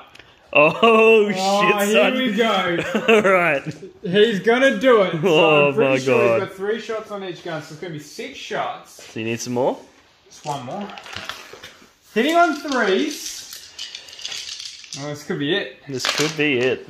Okay, so that is 4 hits. Strength 5, so winning on 5s. Wow, winning on 5s. Ooh, no wounds. Oh, no dice. No, so nothing there. Have you got anything else silly? You've got some... Any other silly shooting? Got some maybe bolts. What about a fucking sniper rifle? Oh yeah, let's do some snipers. Do a squad of 3 snipers. We'll do mortis rounds, try and get that mortal wound. So hitting on 2s, because they are eliminators. They haven't moved. So that's 3 hits. I think they're strength 5 as well. So winning on 5s, and a 6 would be a mortal wound. And there's a 6. So the all of the las cannons just like blew chunks out of the carapace. Yeah. Big fucking chunks of metal flying off, ceramite flying off, and then one of these blokes looked in and saw the pilot and just fired that round that went straight through the cracks in the armor, hit the reactor at the back. What a fucking mad cunt. Alright, so what we're going to do is I'm going to flip the camera around now and find out what we need to roll to see whether or not this bloke explodes, and then we're going to roll that live on camera. So we'll be back in a sec. Alrighty, so we've looked it up, and we need to roll a d6 to see if he explodes, and on a roll of 6+, he goes Reactor Meltdown, and then it creates a 3d6 radius explosion that does 2d6 mortal wounds to everybody within range. So let's get one of these big chunky red bitches. and see. Come on. That's going to kill a lot of stuff. Let's do it. Oh, shit. That's it. That's it. Damage. Alright, let's see. 3D 6-inch explosion. Let's see what happens. That's, oh my god. Look how much of my shit's about to get wrecked. Alright, 3D6. We're looking at what's that? A 10-inch explosion. Ooh. So 2D6 on each one, so it'll probably be that run. The Vindicator. Cop 7. This bloke. Cops 9. Oh my god. That Hellbrute 6. We've just up. This Dreadnought is gonna cop. He's dead. So Does he explode? Oh yeah, we'll come back to him. We'll lay him down for now. This guy. 7 on the Predator. I hope you're remembering all this shit because I'm not. This bloke, he's dead as well. Oh no! That fucking Inceptor, the motherfucker. No, he's dead. He's out. This Khitan takes 8. This bloke probably within 4. Takes 4. Not too bad. Helldrake maybe, probably just only 3, so that's nice. That one's probably out. That's probably out. That's probably it. But wowee. Shit. What an explosion. Alright, now let's see if this guy explodes. If this guy explodes, I'm going to fucking flip out. Ooh, no, but the other one? And his mate. Oh, close. Whew. Had some chain reactions there. Would have been hilarious. That's a mighty boom. And, I mean, it did take all of the las cannons in your army to do it. And a fucking mad cunt sniper. Well, I've got a couple of las cannons left, actually. So, oh, yeah, and you got the Storm Talon as well. Yeah, so... Alright, well, that's the big boy down. That is. And that's actually that's a 3,000 point chunk out of my list. Yeah, and he's going to go straight into the bin. And, yeah, so that's fucked. Alright, let's see. I think the Chaos side is on the ropes a little bit. The Imperium's pushing some shit in. Alright, Stewie, we saw your first part of the savage shooting phase where you blew up my fucking favourite toy. What else did you get done? Alright, well, that was an exciting start to the shooting phase, and I'm pretty happy to say we delivered elsewhere as well. We killed a lot of berserkers. We finished off the squad that was here, we finished off the other 2 squads here with the miscellaneous shooting from the tanks, plus bolters from like the bikes, and the assault cannon from the plane. We also managed to use the leftover las cannons, managed to pop, and the multi-melters over here. Popped 2 rhinos, and I was able to use the scouts plus the outside of line of sight shooting from the Thunderfire cannons and the Whirlwind to thin them out so that there's only 4 in each squad. So hopefully they're not as scary now. The Leviathan Dreadnought was able to split fire into the Predator and the Helldrake and do enough damage to them that the aggressors could finish them off. And yeah, I think that was mostly it for my shooting phase. So I definitely feel like I've achieved a lot. I've pulled a lot of stuff off the table. Feels good. Hoping we can get some more done in the charge phase. Alright, Stewie. Alright, charge phase. Big charge phase time. Where are we at? What are we doing? Alright, we're gonna start off with some Centurions. We're gonna start with a 3-man team. It's gonna charge the Hellroot? No, Maulerfiend. Maulerfiend, thank you. Yeah, I'm going to charge the Maulerfiend. Alright, I'm going to roll a big 9. Well, that's definitely them in. Yep. Into combat, and this one I'm going to do a multi-charge into both of them. With an 11. Fucking 11, jeez. Yeah. Going to be one of those charge phases, eh? Oh, big numbers. Big numbers. Here we go. Alright, what do we got over here? We've got a Sanguinary Ancient, I believe it's called. I'm going to do a big charge to see if I can hit those berserkers. We're rolling big. Probably looking at like a 10-inch, 11-inch. Well, I'm not even in 12, so I can't even declare that charge. Ooh, jeez. No luck. Alright, Death Company, Brass Scorpion. Seeing if they can hunt a second Brass Scorpion. Oh yeah. Oh yeah. Ooh, there's a 1 there and a 5, so 6 inch. That's probably going to make it. Probably going to make it.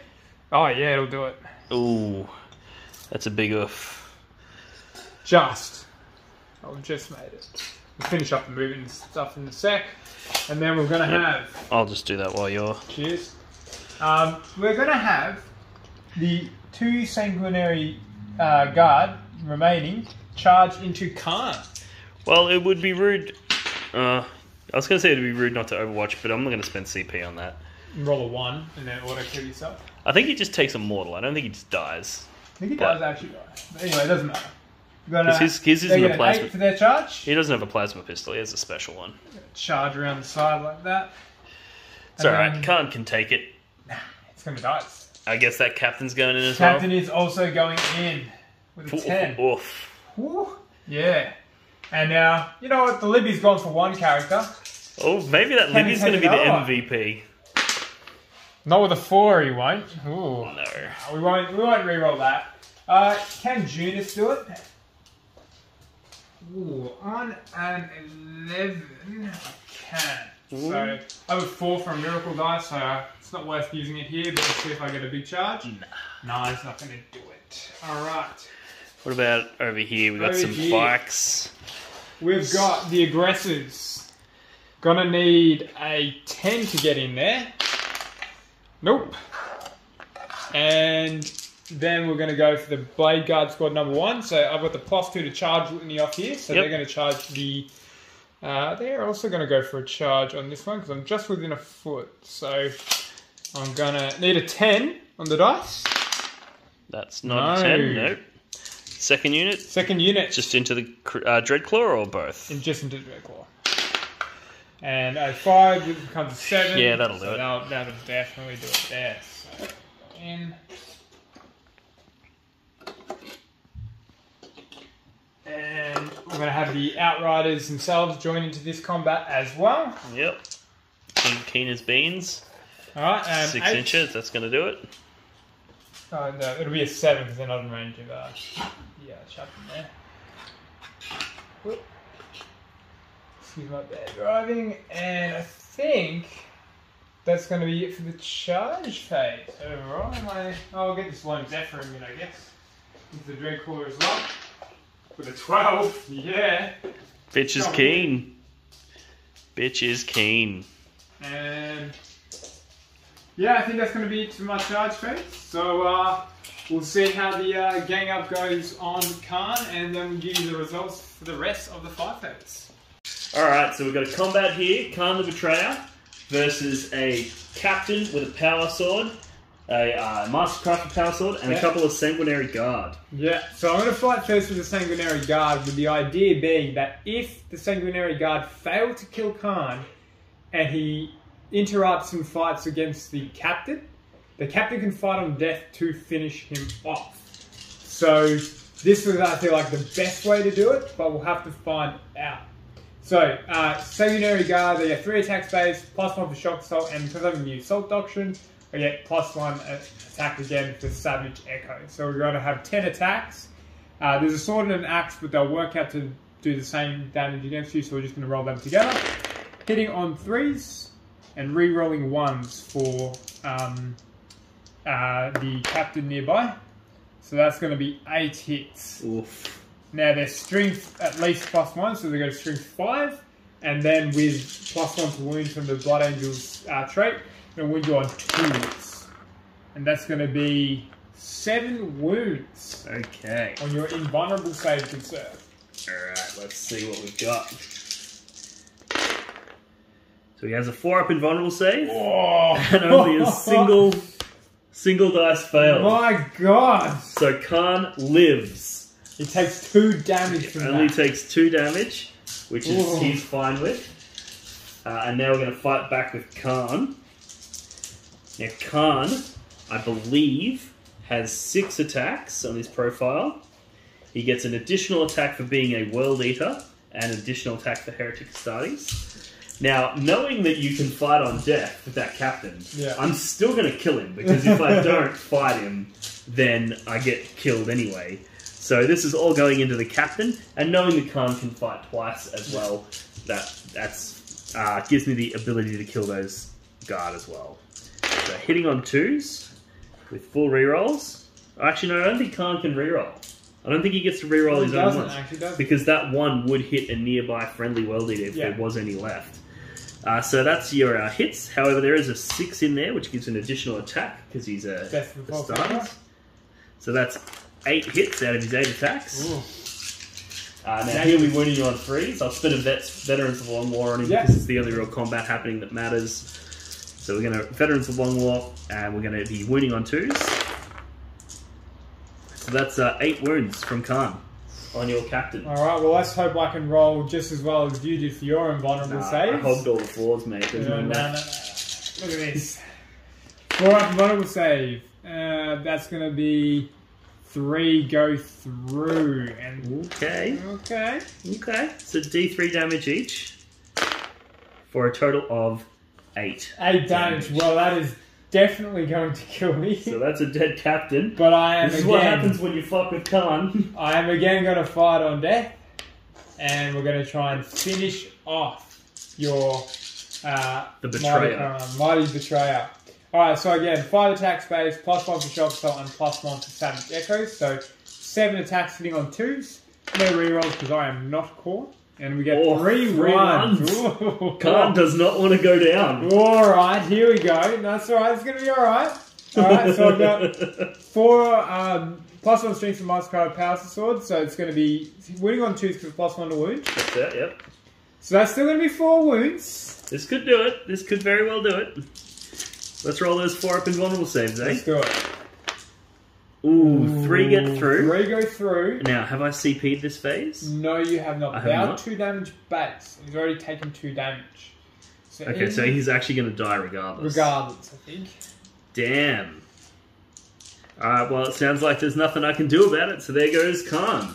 So that actually means that I've lost Kharn and Abaddon, but you have lost Mephiston and Celastine. That is correct. So we're looking at 2 characters apiece. So it looks like this battle is going to come down to a duel between Angron and Draigo. As it should be. As it should be.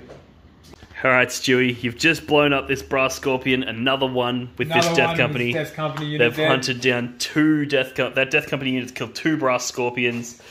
Would you do the honours? So hard Do the honours? Let's see if it explodes. Brass Scorpions explode on a 5+, so not just a 6+. Correct. There's a higher chance this one could go off. And it doesn't. Oh. Ooh, okay, you're safe this time. Safe this time. Thank God, because I don't think I could handle another D6 fucking mortal wound explosion in my midst. That was pretty savage, the last one. That was pretty rough. Alright, so that kills off that Brass Scorpion, so that rounds out the fight phase. Do you want to roughly summarise what happened? Yeah, so definitely we'll summarise. So again, we finished off the Brass Scorpion with the Death Company over here. We had the Centurions absolutely demolish his halberds. Centurions still hit really hard. Like, people forget that, but... Yeah, the Maul-Fiends most certainly couldn't handle those siege drills, that's for sure. No, they could not.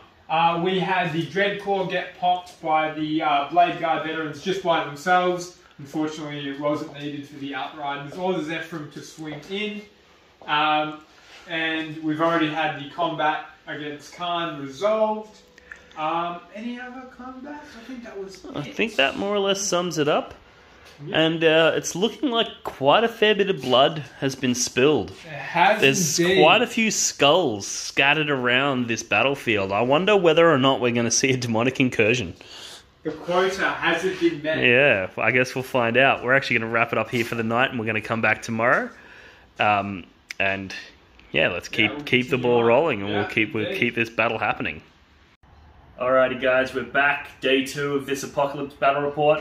We've just finished the World Leaders movement phase, so we've had some Berserkers disembark from a Rhino. They've come over here to combat these Eradicators and this, what is he, a Sanguinary Guard Ancient. Yep. We've had the 2 units of Berserkers that were up here from the previous turn have moved forward to get those Sangard over there. More Berserkers disembarking out of a Rhino to deal with these Incursors. And then the other unit of Berserkers disembarking from the final Rhino over here to deal with these Death Company. All the Rhinos are now exiting the table now that they're empty and no longer required. We've got the last of the Brass Scorpions and the Lord Discordant are going to jump into this combat as well. Those Death Company have already killed 2 Brass Scorpions and a unit of Khorne Berserkers. I cannot let them run around in this backfield Been doing the Emperor's work. because they've been doing good work. We've got the Khitan. He's moved up here. He's going to try and put some shooting into that Storm Talon. This Vindicator has positioned himself to support that shooting and hopefully take that out. This Predator has moved back and he's going to just put some supporting fire downrange. The Hellbrutes have moved up to deal with these bikes. This Knight Rampager has moved up. He's going to jump into these Blade Guard. This other Khitan has also moved up to deal with the remaining Blade Guard over here. And then the Helldrake that was over here has moved over here to try and get deeper into the enemy lines and do some damage. And basically, throughout this movement phase, we've noticed that it's started to rain blood. It started off as a drizzle, but it's coming down hard now. Big booms of thunder, and a Demonic Incursion is coming this way. Alrighty, the Demonic Incursion has arrived. So starting over here, we've got 30 Bloodletters, we've got a Scarbrand proxy, we've got another 30 Bloodletters, then we've got some Bloodletters up here with a Demon Prince, we've got a fuck ton of Fleshhounds coming in. This is all coming in up the flank. We've got a bunch of Juggernauts, we've got Ang'rath the Unbound, the big boy himself. Then we've got a Demon Prince has popped up right in the center of everything there, right in the thick of it. Bloodthirster up on the top of that building. We've got Scarbrand, the real Scarbrand, ready to do some damage. Then along here we've got the Skull Cannons and the Blood Throne have arrived down the back.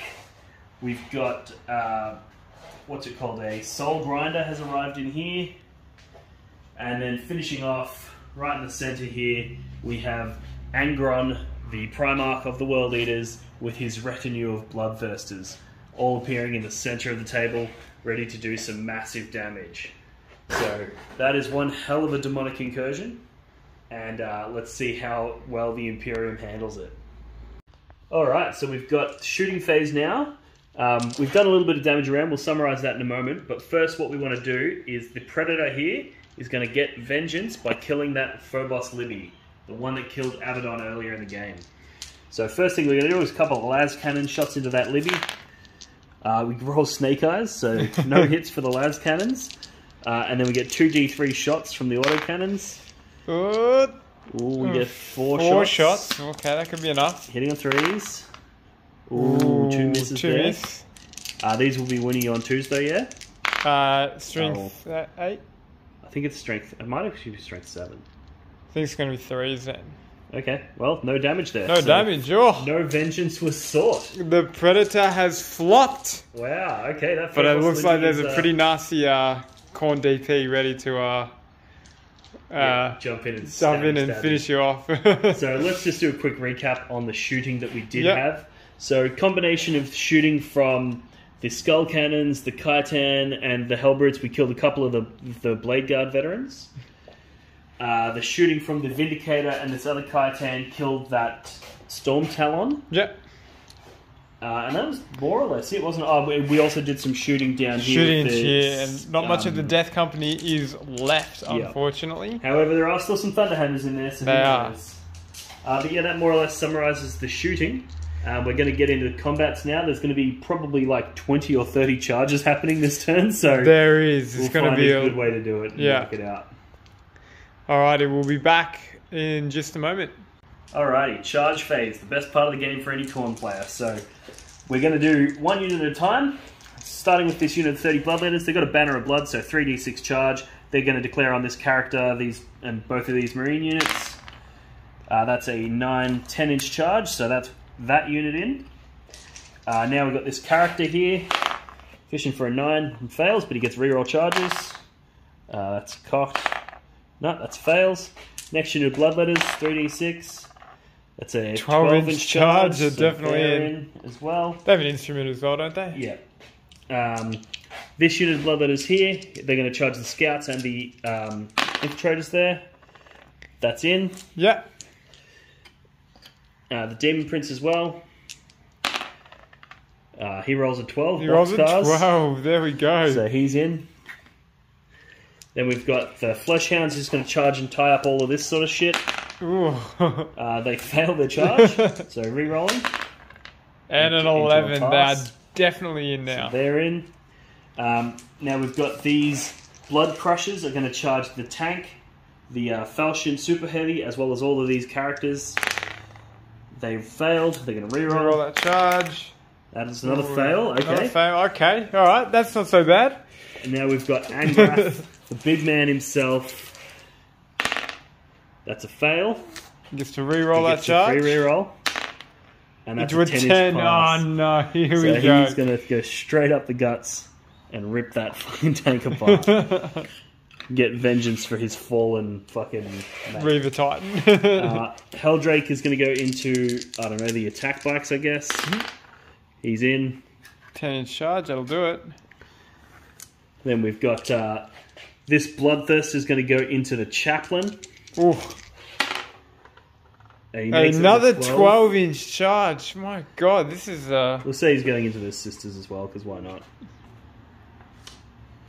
Alright, Demon Prince into the Leviathan Dreadnought. Okay, re-roll that. 7, so that would be technically a fail. Yeah. Even though he's within range, for the sake of not making charging from Deep Strike overpowered, we're making it you still need to roll a 9. Yeah. Scarbrand into the thingies. That's 8, which is get a the fail. re-roll. Ooh, So that's another thick. fail. We've got the Kartan into the Blade Guard vets. That's a pass because he didn't arrive from He Deep didn't Strike. arrive from Deep Strike, so he's in. What's it called? The Knight. Knight. 4. inches. Yeah, 4's just going to do that. The Dreadnoughts, I'll do them. I just do them simultaneously, I reckon. Yep, so we've got a 10-inch. 10-inch charge, so they are definitely... Let's just treat them as a unit. Fuck Yeah. it. Let's just get him in It's there. a unit of Dreadnoughts, because it's an apocalypse. The Bloodthirster up on the top there, he's going to jump down into those bikes as well. He rolls a 7 and re-rolls it into a 4, so he fails. We've got the Demon Prince is going to get that Phobos Libby. Alright. He fails. Rolling that again. That's Into a 9, 9. so he goes in. That, I think, is going to finish off I feel like him. that Phobos Libby's luck is running out. Then over here, we don't need to roll these because they're all super close. So There we basically, go they're in. just going to get dogpiled on. Same here, don't need to roll it because they're super close. This one we might need to roll. That's a 5 inches, is going to get him into these guys. Yeah.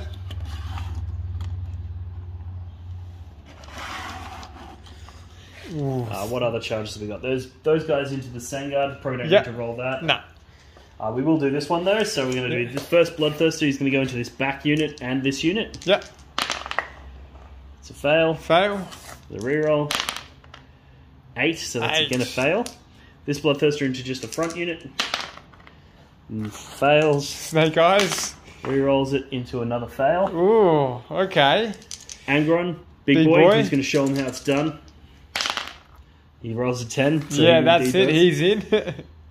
And for those who are wondering, we're using the rules for Ang'rath the Unbound to represent Angron because he doesn't have rules yet.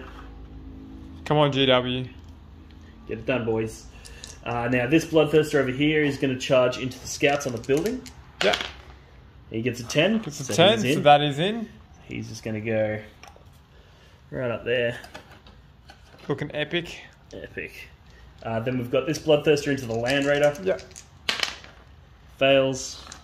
Rerolls to a fail. And then the last Bloodthirster into Junith. Goes off on boxcars. That's a 12-inch charge. Another 12-inch charge. That's been 3 this round. Jeez. And I think that's all my charges done. So we'll move some models around and then we'll pick 1 or 2 of these fights to show you on camera. And then the rest of them will just resolve off camera so that you're not standing here watching us roll dice for the next 3 hours. But there's going to be a lot of death this turn. Yeah. Much blood will be spilled. We'll hit you back soon. Alrighty guys, the first fight that we're going to show you is Angron into these Centurions. Now like we said, we're using the rules for Ang'rath the Unbound. Games Workshop, if you're watching, hurry the fuck up and give us an Angron. Alright, so he's got 8 attacks and he hits on weapon skill 2+. So this is all going into the 6-man Centurion bomb. So he's hitting on 2+. Doesn't have any rerolls. We're going to say the only amendment that we're going to make is that we're going to give him death for the Falchion Prey, yeah? Yeah, yeah. So there's Oh, 1 6 in there. Hang on. Also, gotta remember, He's a chapter master. Well, not chapter master. Yeah. Primarch of the World Eaters. He could probably select himself for chapter master rerolls this turn. Let's do it. Okay, cool. So we got all 8 hits there. This is Angron we're talking about. It is Angron. He is one angry boy. Now, he is strength 8, but we're going to be using his big attacks, which are plus... He's strength 10, sorry. But these are plus 3 strength. So he'll be wounding you on 2s. Ooh, yeah. So we got 1 failed wound in. Actually, no, they're for fucking 1s as well. So it's going to be 5 wounds that are neg 4. So you get 6 up saves. 6 up saves. No 6s rolled. No 6s rolled, just in case I'm not on the camera. And yeah, so... And they're D3 plus 3 damage. So even if I rolled 1s, they'd still kill them. Yeah, that's going to be 5 dead Centurions. Holy crap. Oh. That's a big oof. Alright. That's Angron. And an argument could be made to fight twice with him to kill that last one, just to add insult to injury. But I am going to save that because we might need it in another combat. Alright, now we have Ang'rath the Unbound. He's taken up the rear of that Falchion. He's getting vengeance for his fallen brother. 8 attacks, hitting on 2s. So we got 1 fail in there. Yep. And then these being strength 13, are going to be winning on 3s. They will indeed. Ooh, that's a very good roll. So I have a 2-up save, I believe. Correct. So that will push back to a 6-up. 6-up. So we got 6 6-up saves to make.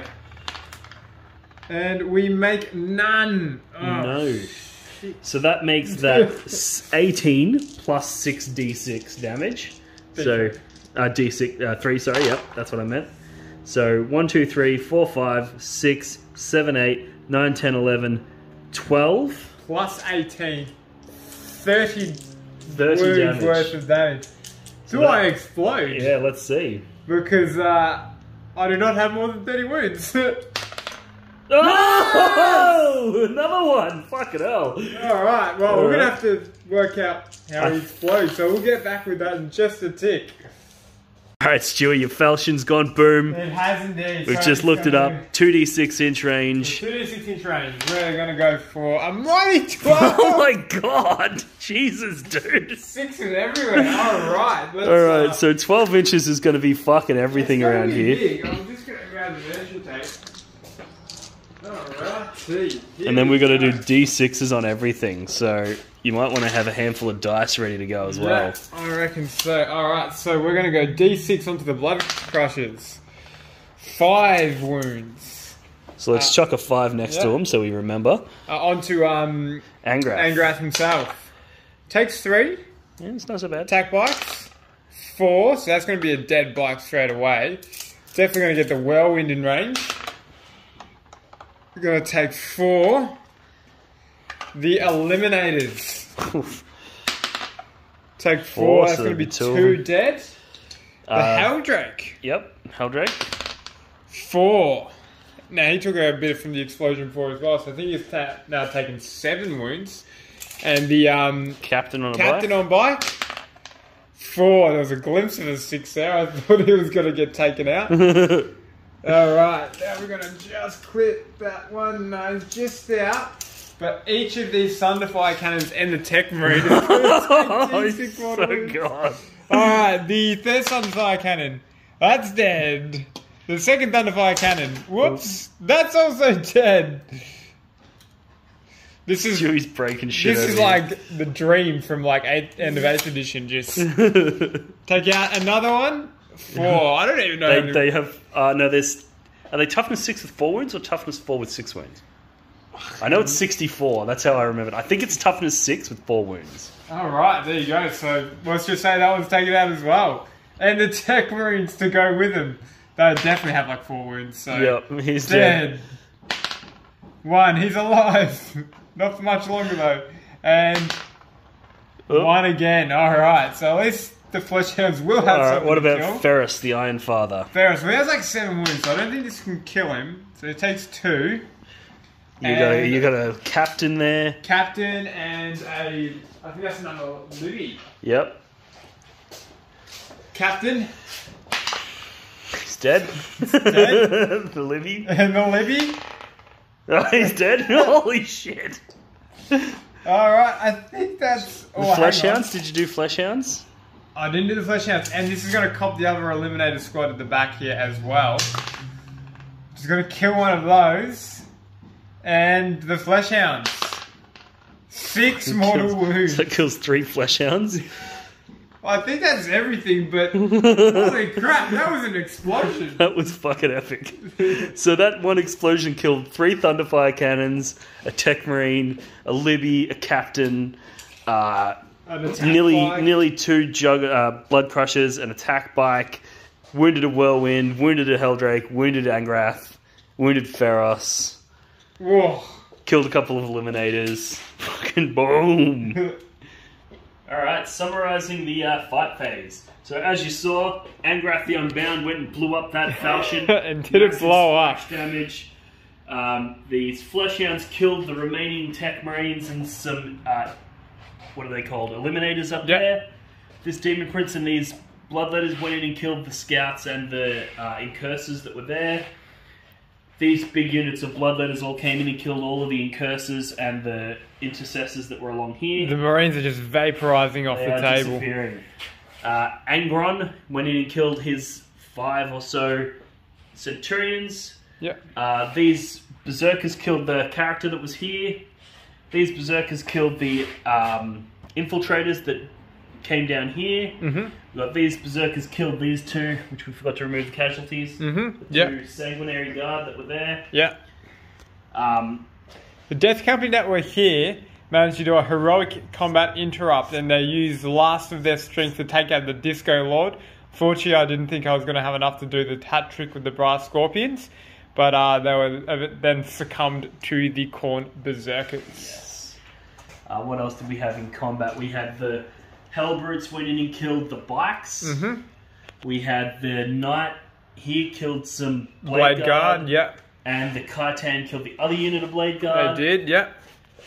This Bloodthirster dropped down. He killed the Chaplain and some Sisters.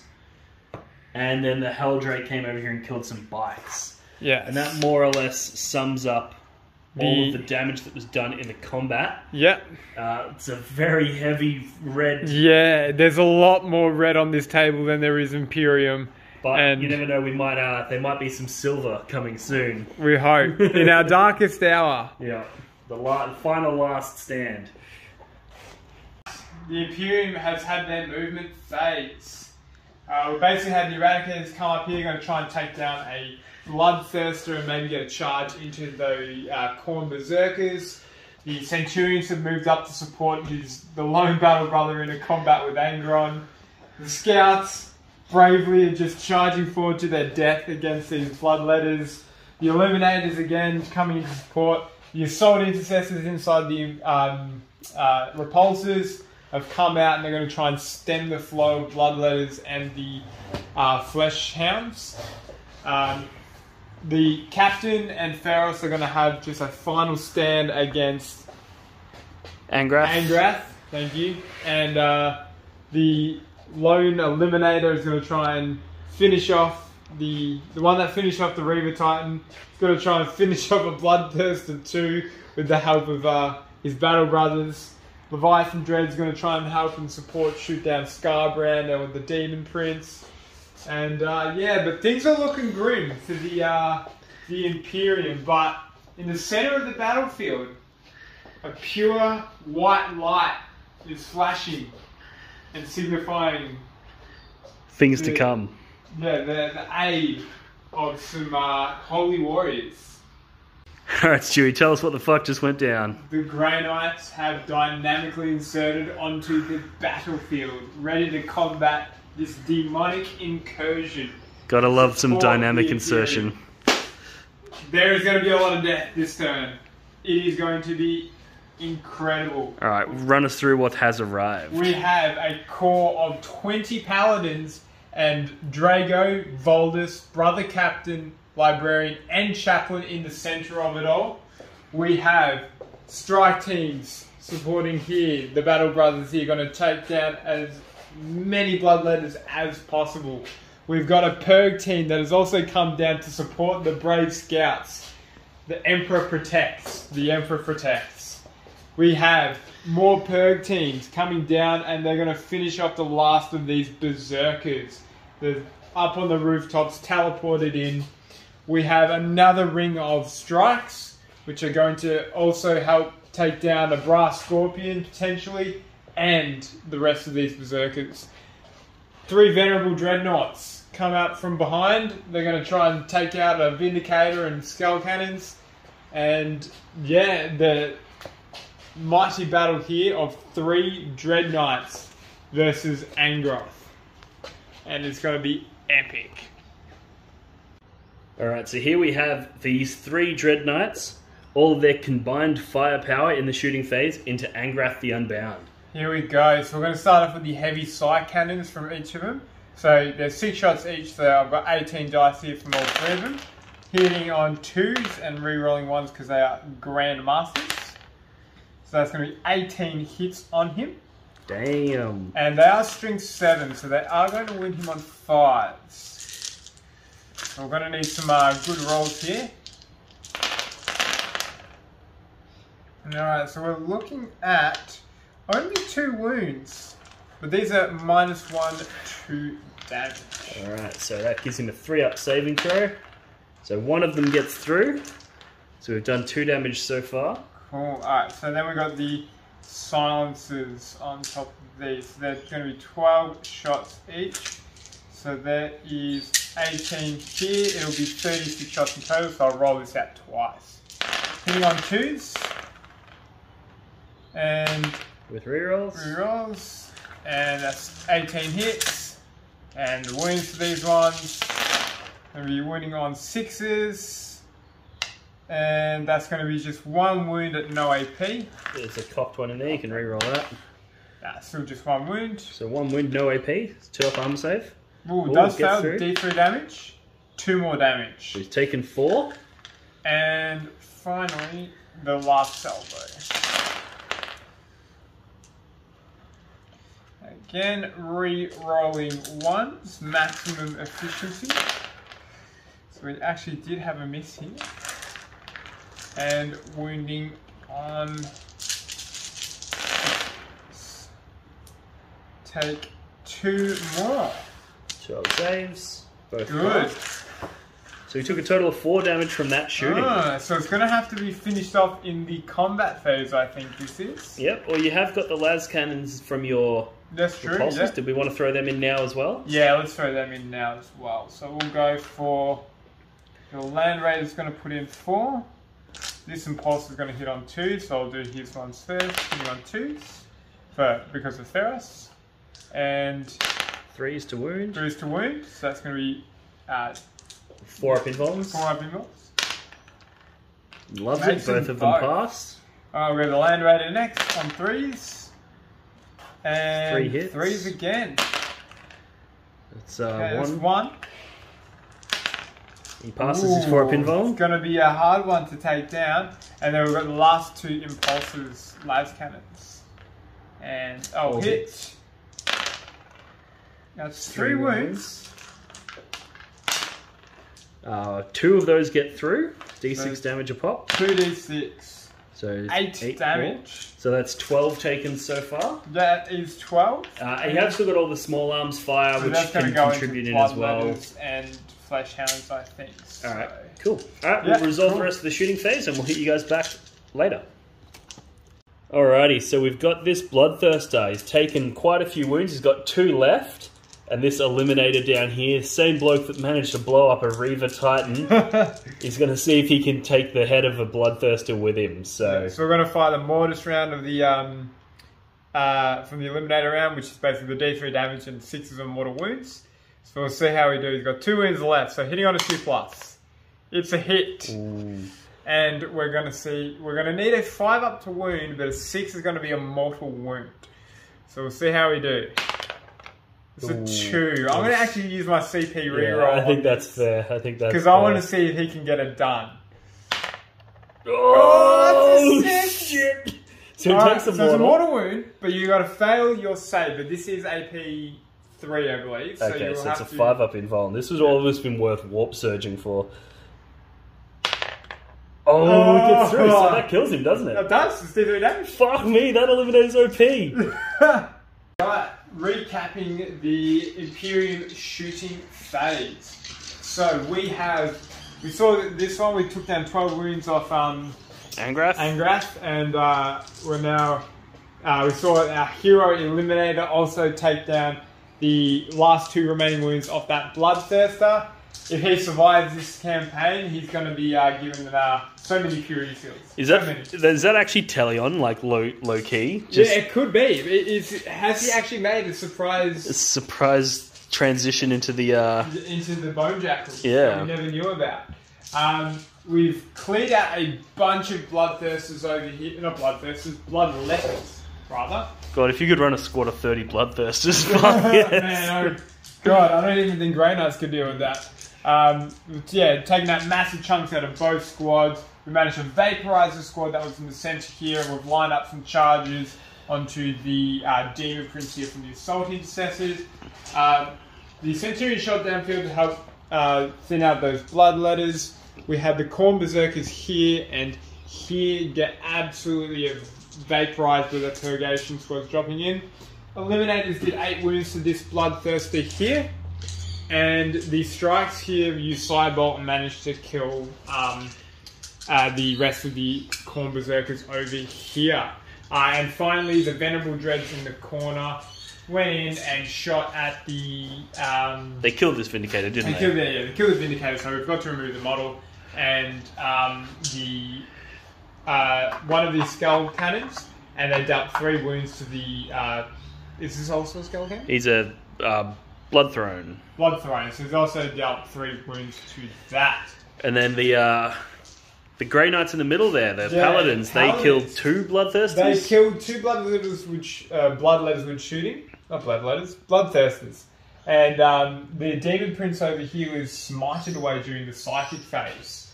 So, they're doing some massive work. I don't know if the Demons can just... hold up if they're going to lose like 3 massive demons a turn from these Paladins. It's going to be an interesting one. So we're going to do some charges now. Where do you want to start, Stu? You want to start over here? Yeah, we're going to start over here. We're going to go for the 9-inch charge of these strikes into the Brass Scorpion. So knitting a 9. That's a 3. That's a 3. It's not a 9. I'm going to just have to live with that one, I think.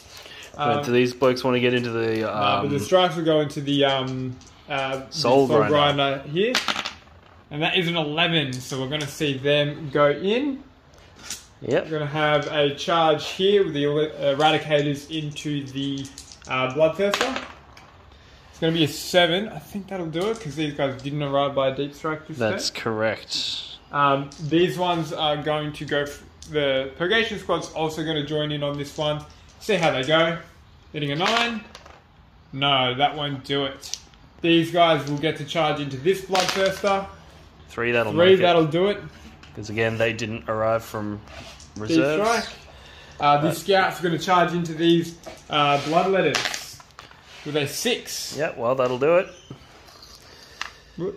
I get the distinct feeling they might be charging into their demise, but we'll see how we go. But they're bravely going to do it nonetheless. A 9-inch charge into these Bloodletters. Ooh, that was hovering on a 6 as well. 8. Oh, so close. And we're going to go the Assault Intercessors into this Demon Prince. Yep. Yep, that'll do it. The Assault Intercessors here into these Flesh Hounds. 3 will be just enough to do it. And the Strike Bomb here, also going to aid against both. Just do a combo 9-inch charge.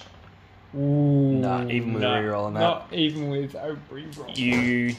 Then you got these 3 Dreadknights. I'm imagining you want to save your CP reroll for these guys. This is the big one. It's kind of important that they make it in. Alright, so we've got a 9-inch charge. Ooh, that That's won't do it. Do you want to CP that one? Nah, we're going to save it for one of the big sword guys. 9-inch charge here. That's a 10. Here we go. In we go with him. And the final one. His mate.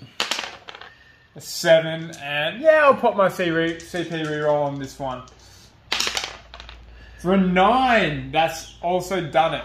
Alright, and we've got the captain will charge in, and Feros will also join the fray. Well, you'd want to hope you kill him, because otherwise he's going to spend CP to interrupt, and he's going to kill some shit. Yeah, I don't want to exactly see that. Alright, do we have some charges happening down this side as well? Scarbrand, we're going to charge the aggressors into him with a 9. Easily done it. And these aggressors here are going to charge into the Khitan and see if they can't take him out. A 7, I think, will do it. Yep, that'll do it. And we're going to go for a long roll charge from the Judicia into this to see if I can make him fight last. No, 6 is not going to do that. Do these Dreadnoughts want to charge this guy's bum? We're going to do 9-inch charges into that. Double ones won't do it. The next one, 5, and the final one, big 9. No, Snake Eyes again.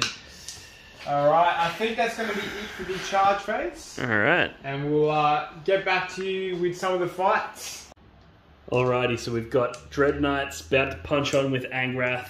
If they fail to kill him, he's going to spend CP to interrupt, and he's going to do some fucking savage damage. Just Stewie, take it away. Alright, cool. So I'm going to fight up first with this one here with the sword. And he's going to have 5 attacks base, and then +1 for shock assault on the charge. I'm also going to use this stratagem Overwhelming Assault, which allows me to reroll 1s to wound and reroll damage rolls of 1 and get an extra attack. So I'm going to need actually 1 more dice for this. So 7 attacks, hitting on 2s, rerolling 1s because I am a Grandmaster. And that's going to be 7 hits. Now, I'm strength 10 with the sword, so I'm going to wound you on 3s, but the stratagem does give me reroll 1s to wound. So there's going to be a fail, but a reroll, which is still a fail, but we're looking at 5 d6 damage saves to make against you. So these are on his 4-up invulnerable save, and as we've seen in earlier turns, I'm not too bad at rolling those 4-ups, so... Ooh, so 3 are going to get through. 3 goes through. I'm going to spend a CP. Yep.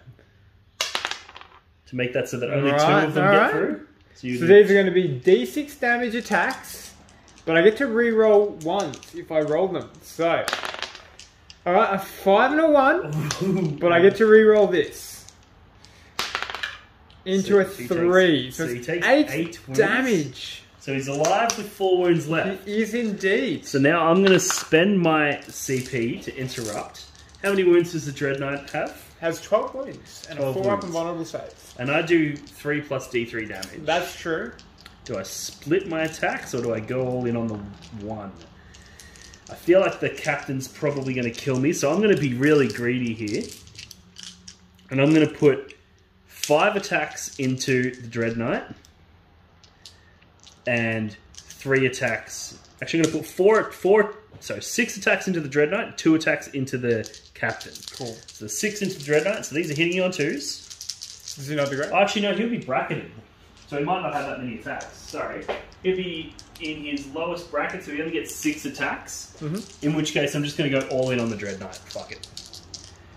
He still hits on 2s. Alright, 4. Oh, he's still strength like 13. Yep. So 3s. So it would be actually 2s, I'm only tough than 6. Tough than 6, okay. So that's 4 wounds get through. 4-up invulnerable save, here we go. Whoop. Oof. That was a big roll from me, but... You failed all of them, didn't you? I failed all of them. That's what you get for rolling off camera. That's, yeah. Roll off camera, everything fails. So that's 4 that get through that are D3 plus 3. So even if I roll, like, it's 4. Yeah, that's just going to be a dead Dreadknight. So they don't actually have rules to exploit. So no rolls to exploit for them. And that was the one that hadn't struck yet. That was the one that hadn't struck yet. So now you've just got the captain and the Feros to see if they can take him down. I'm silly Billy. Do you want to roll them on camera now? See if you can get it done? Yeah, of course I do. So the captain's got, what, 5 attacks? For those watching along at home, you'll realise I have made a mistake as well. When I fought previously with this Dreadknight, that 2 that I rolled to wound, I would have been able to re-roll that too because you're a demon. Oh no! But it's alright, it's too late for that. The Thunderhammer captain is going to swing at you, hitting on 3s and wounding on 4s. Strength 8 to toughen save. 2 wounds on your 4-up invulnerable save. Ooh, 1 gets 3 through. more damage, so he's on 1 wound left. Can Ferros do it? Can Ferros do it indeed? I hope he can. He hits on 3s and he's got 5 attacks on the charge. And that's going to be 4 hits at strength. I don't think it'll be strength 8, so I think he's going to win him on 5s. Ooh, there is one wound. So you just one. Maybe AP 3? I think it's AP 2. So 4 up still? Yeah. So Ang'rath survives! He survives! Oh no! Gutted. Actually gutted. Alright, here we have a big unit of strikes going straight into that Soul Grinder. So we're going to start off with the 7 attacks from the halberds into it. Hitting on 3s. And then winning on 5s, but rerolling to wound because you are a demon. I'll remember to use that rule here. And that's 3. And reroll these. Gets 4 wounds at AP -2 from the halberds. Yeah, so it'll go straight into his 5 up. Alright, all 4 of those get through. Cool, so they're It's not a great start for me. D3 damage each. So we're going to look at, that's going to be 6, 7, 8, 9. 8, 9. So he's taken 9 so far. And then we're going to have another 7 swings from the staves. So these ones are only AP -1. Hitting on 3s. And wounding on 5s. But again, rerolls to wound. Because you're a demon. Alright, so that's going to get 5 wounds at AP -1. 4 ups on these. So 2 passed. So there's another 3d3. 3d3. And that's going to be another 7 damage. So he's taken 9 plus 7, so he's taken 16. I think that kills him, but resolve any more attacks you have just in case. I've just got some gun punches now. So there's going to be 1, 2, 3, 4, 8 gun punches. And hitting on 3s. And winning on 5s, but again, you are a demon. And that's going to be 3 wounds on your armor save. Oh, 2 of those get through. They're just single damage though, yeah? They are indeed. So that's 18 all up. 18 wounds on this Soul Grinder. I'm pretty sure that kills him. Yeah. Dewey, Grey Knight's fight phase is done. I know, we... Hit us with a recap. Yeah, it was... Despite our early failures of not killing Angron and leaving... Ang'rath. Ang'rath and leaving him on 1 wound, we had some successes elsewhere. We managed to take off 10 wounds apiece on both the Khitan and Scarbrand, but they turned around and just killed the aggressors that were in combat with him. So that was a little disappointing. I was hoping they would do a bit more. Yeah, Scarbrand's a fucking beast. You got to kill him before he strikes. Yeah, but we did have success over here with the strike team absolutely obliterating the Soul Grinder, and the Centurions took out the Bloodthirster here. We failed to do any wounds here, and most of them were killed back by this Bloodthirster. And the scouts bravely charged in and killed quite a few. Killed quite a few, actually. More than I was expecting, but again, not enough. The return blades just absolutely massacred them. And then the assault intercessors went off, fought twice, and killed so many flesh hounds. I think it was something like 20 flesh hounds they just removed off the table. Well, it's essentially 100 attacks comes out of that unit. Yeah, hitting on 3s, wounding on 3s. It was just brutal. It killed so much. So, that was it for the fight phase. So, we're hoping that the retaliation isn't too bad. You definitely thinned out the ranks quite a lot. Yeah, I feel like I have killed out a lot, but there's still a lot left on the table. So and you have got that prime target Draigo right in the middle. I need that skull on my mantle. Yeah, so we'll see whether or not the forces of Khorne are able to penetrate that ring of Paladins and bring home that trophy. Oh, we also haven't resolved the fight of Angron vs Centurions. He fucking dies. Yeah, we assume off camera he'll get killed, but we'll roll it off camera and we'll let you know if anything else happens. Yep, sick. Alrighty, so movement phase. These bloodletters with the fresh blood of the scouts on their blades have moved forward to take on some strikes. This Demon Prince has moved up. These Bloodletters have moved in. They're going to try and take out some strikes. These Fleshhounds are remaining in combat. These big ass blob of Juggernauts is coming up to support their Demon Lord and also avenge their fallen doggies. We've got Scarbrand. He's moved up this way to take on that Leviathan Dreadnought. This Predator's just going to move up. Actually, he's going to move up so that he can get range on those Centurions down the back there. The Skull Cannon and the Bloodthirster on a motorbike have moved up and they're going to take on some Dreadnoughts. Brass Scorpion moved up. He's going to take on some strikes. The Blood Berserkers have moved up. They're going to take on that Purgator squad. And then in the center here, we have Angron has moved in. He's ready to go chase down that skull. We've got the Bloodthirster that was up on the building here. He's moved down. This Bloodthirster fell back, so he won't be able to charge this turn, but he's keen to get in on that combat anyway. He wants to get in the mixed. We've got the 2 Kaitans, the Chaos Knight, another Bloodthirster over there, and the Helldrake, and 3 Hellbrutes are all converging on that central point, and are going to try and take out as many Paladins as they can to clear a path for Angron to go in and claim his prize. The Sons of Titan are going to hold firm. You reckon they're going to hold? They're going to hold. Well, I guess we'll wait and Hold see. against the demonic threat. Alrighty, so we're going into the shooting phase. We've already done some of it, but we wanted to show this one off. And basically we're going to do both Khitan Demon Engines into the Paladin unit. That's one big Paladin unit. Because it's an Apocalypse game, so why the fuck not? Yeah. Stewie, tell us what strats you've done. So I've popped Transhuman Physiology on them because Grey Knights still have access to the stratagems from Psychic Awakening. And I've popped Redoubtable Defense, which gives them -1 damage from incoming attacks. Okay. And they've also got Sanctuary and -1 to wound off as well in the previous Psychic phase. So I think they're pretty tough. I think you're going to not kill that many. Alright, well let's see what happens. So this is both Khitan's Gatling Cannons together. So they're hitting on 3s. And there's no rerolls there because you killed my Lord Discordant and none of the Demon Princes are within range. So they're my hit rolls. So then these will be winning you on 4s. Yep. Ooh, a nice wound roll though.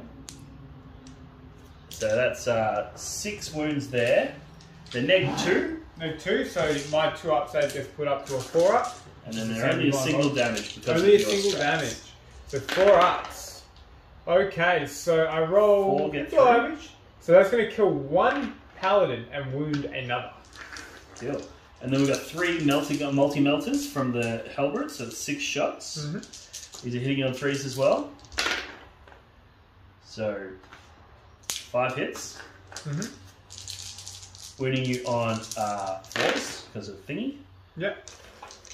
So 3 get through. And I'm going to have 3 4-up and bottom saves. All 3 of them all fail. 3 fail. Oh, the saving throws. Not helping me out here. So the first one is it's in melter range, so that'll go up to 4 damage. 4 and then -1, so still kills a guy. Yep. Next one. 2 kills a guy. And definitely kills a guy. So that's going to be 4 paladins killed. And then we'll see if there's any other shooting we can add in there, but as long as we're killing a few, we'll do most of the damage in combat. Alrighty, so we're in the charge phase of Khorne Daemons' turn. And as you can see, we've moved up a whole bunch of characters, all going to get in that combat in the middle. There's 2 Bloodthirsters in there, there's 2 Khitans in there, there's a Knight in there, there's 3 Dreadnoughts in there, Hellbrutes, there's a Helldrake, and now we're rolling the charge on Angron, the big Demon Prince himself. See if he makes it in.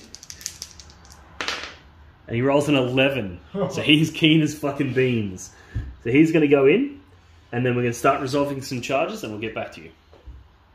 Alrighty guys, so we're in the fight phase. Stewie's just spent 2 CP to interrupt, and he's with his Paladin unit, so he's broken it up. So just to run you guys through the allocation, we've got 4 into this Bloodthirster here. Yes, yep. We've got 1 into the Helldrake. Yep. We've got 3 into the Khitan down the back there. We've got, is it 2 into Angron? 2 into Angron, yeah. We've got 3 here into this Khitan. Yep. And then we've got 1 into each Hellbrute. Yeah. So, Stu, you want to start rolling them out? Yes, let's do so. So I'm going to start off against the Helldrake. One thing to note as well, I'm spending 1 CP for Fury of the Previous, so I get +1 to hit in close combat. So I'm going to 4 attacks into the Helldrake, hitting on 2s, and rerolls for Draigo. So 4 hits, strength 6 on this. What's the toughness of a Helldrake? Toughness 7, I believe. 7, so wounding on 5s, but I do have Hammerhand, so wounding on 4s, and you are a demon, so I'll get to reroll any failed rerolls. So it's 1 wound so far, and we're looking at only 1 wound at AP -2 because I do have my litany off. Alright, so we're looking at, still goes to a 5-up. So it gets through. It'll be D3 damage, and I get to 1 re-roll damage. it because of Bane of Evil from Lord Caldo Draigo. So that's 3 wounds. Which is going to be enough Yeah, to no, kill because it. he took the wounds earlier from an explosion. So does he explode? Let's see. He does No. not. That's a 5. Yeah. Alright, so that's the Helldrake down. Yep. And then we're going to go for the next 3 into the Chitin. You need multiple attacks. 12 attacks here. Alright, here we go. 12 attacks into it, hitting on 2s, and re-rolling any fails. So 12 hits, and again wounding on 4s because of Hammerhand, re-rolling because it is a demon. Try and roll up.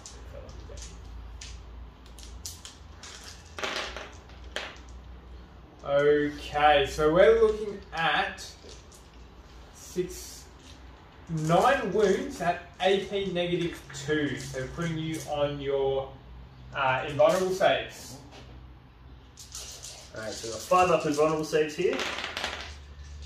Of which I passed fucking Wow, look at that roll. Failed 4 out of my 9. So that's a good roll. However, He is pretty hurt. He is pretty hurt, so he's taken 20 wounds, so D3 damages. Yeah, and that's gonna I be get, enough to yeah, get him. that's going to be enough, but I could re-roll if I needed to. But I don't think you do. Nah, so So let's see if he explodes. I think he just explodes on a 6. Yep. And I rolled a 6. Okay. It is going to explode. Technically we have to resolve that explosion now. Yep. I'm pretty sure it's just D6 inches for D6 mortal wounds. Yep. I could be wrong. Let's have a real quick gander at that, just so we don't get it wrong.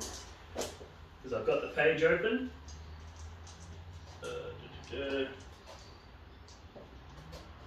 Yeah, it is. It's D6 for 6 mortal wounds. D6 inches for D6 mortal wounds. So the D6 inches is only 1. So it's only going to hit The Paladins? the Paladins and the Knight next to him. So the Paladins are copping 1 mortal wound. Yeah, fine. And the Knight is copping 6. Okay, so that's him dead. into the first Helltroll, which is getting hit by a Halberd, so this will be AP -3. We are going to go for, that's going to be 4 hits, wounding on 4s. That'll be 2 at AP -3. So 2 at AP -3. So these will be 6 ups. That's 2 snake eyes, so that's nothing. So that's going to be 5 damage on him. Yep.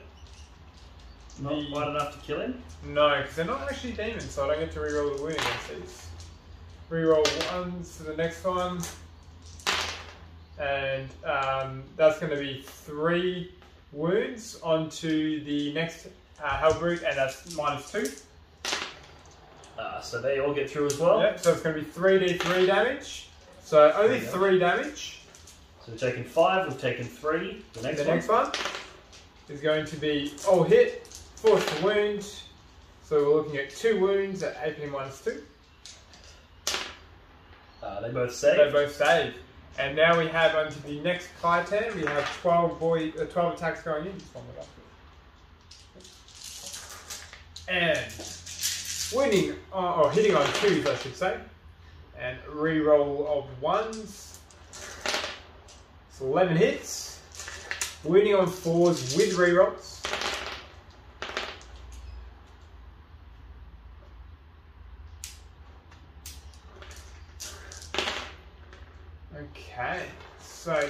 is 9 wounds on his invulnerable save. Looking for 5 ups. Ooh, definitely not as flash as his previous invulnerable save. So these are going to be D3 damages, and I can reroll the damage results. Ooh, okay. So we've got 3, 6, 9, 13. That'll be 17, 18 damage. Now, I'm going to reroll the 2s and the 3s here. I'm going to see if I can roll high. And, so the 2 and the 1, sorry, so that I can see if I can roll some more 3s to kill this Titan. And, okay, so that's going to be, that's pretty good overall. 15, 19, 20 damage onto that Titan. Jeez. That is very close to killing him. Yeah. And that was what, 3? That was 3 Paladins. Man. Wow, that's insanity. And then you got 2 left into Angron. Alright, 2 into Angron.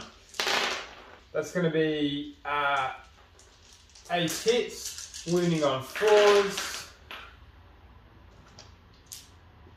with rerolls, and that's going to be 4 wounds. On his 4 up invulnerable save. 2 get through. 2 get through. So 2d3. I'm going to re-roll the 1 and the 2 because I want to get 3 from him. And we get 5 damage going through. Not too shabby. Alright, now let's do me back into you. So, I got this bloodthirster as well. Oh yeah, you've got more. You've got more! I got more! No, that's going to be 16. So I need 5. Yeah. There we are. Into this bloodthirster. Alright, so hitting on 2s. With rerolls, that's going to hit. Wounding on 4s, and with rerolls again because there's no one better at killing demons than Grey Knights. Alrighty. So that's going to be 4, 8, 12 wounds on your invulnerable save here. Yep. Let's say I warp surged on this one. So it's going to have a 4 up invulnerable save. I know technically you're supposed to do that beforehand, but fuck it.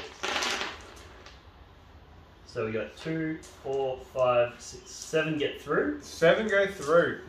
Alright, wow, I reckon this is going to be a very dead bloodthirster. So we're looking at, I'm going to reroll all these monster damages because I can through Bane of Evil. And that's going to be 3, 6, 9, 12, 14, 16, 17 damage. So that's still enough to kill him.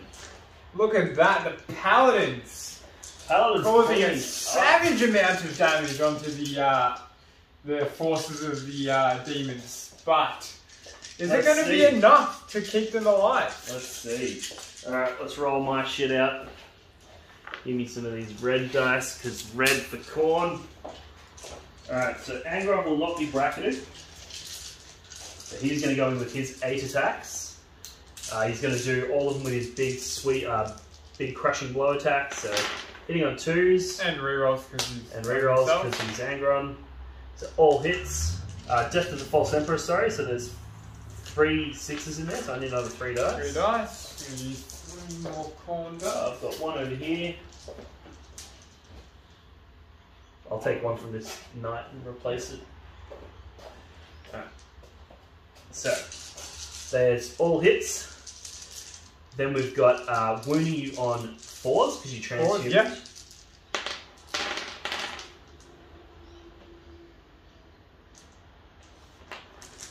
Not bad. Not bad, okay, so we're looking at 6. 6 wounds. Alright, so I have 3 of them vulnerable saves for warding saves.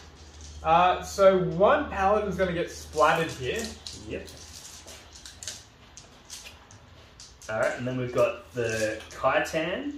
He'll go in. Let's see how many attacks he has. Is he bracketed? Yes, I think so. He took 20, didn't he? He took 20, yes. So he's heavily bracketed, but he still has 5 attacks. It just means he's hitting on 5s now. He gets to make 3 hit rolls with each one, or goes for the strength 6 damage. Did you pop the -1? I can't in close combat. It's only in shooting. Okay. So yeah, I'll go with that. So he's got 15 attacks. So that's 6. Fucking 11. That's 4. So these are hitting on 5s.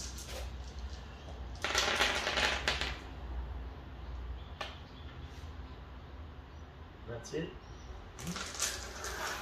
And wounding you on 4s. So it's 1 wound. It is a wound goes through. So it's 2 damage. Yep, 2 damage on 1. So yep. Then we'll do a Hellbrood, I guess. Yep. We'll do all 3 Hellbroods together. Sure. Yeah. Hellbroods have got what, 4 attacks? 4 attacks, I think, flat 3 like Dreadnought close combat weapons. Yep.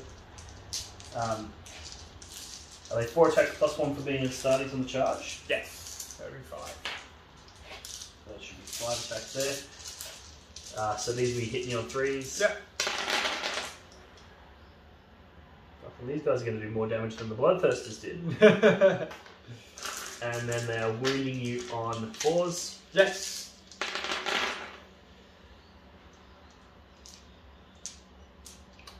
Okay, that's going to be for 7 wounds. Yep.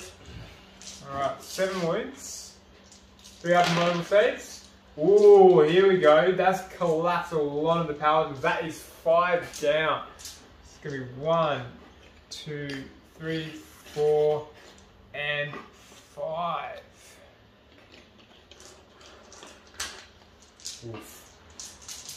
And then we've got the Knight. He goes in. He's a Rampager. What do they got? Like 5 attacks on their profile, and they get 2 with each strike or something. 3 with yeah, it should be 3 with each strike. Okay, so so it'll be 15 attacks. It's been a long time since I've ran one of these boys. 15 attacks. These will be hitting you on probably 4s because he's pretty bracketed. Yep.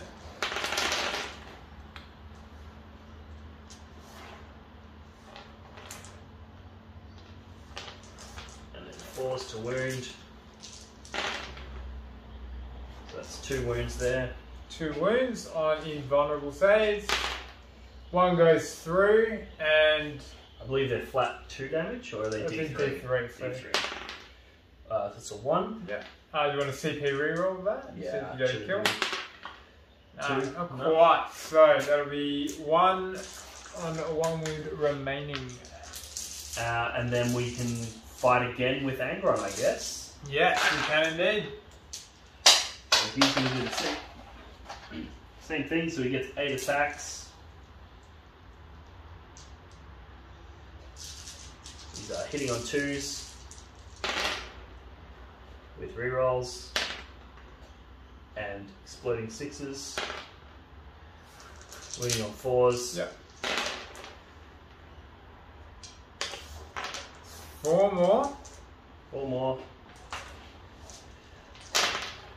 Alright, Ooh, that's 2 going of to those be get 2. through. So 2 more dead Paladins. 2 more dead Paladins.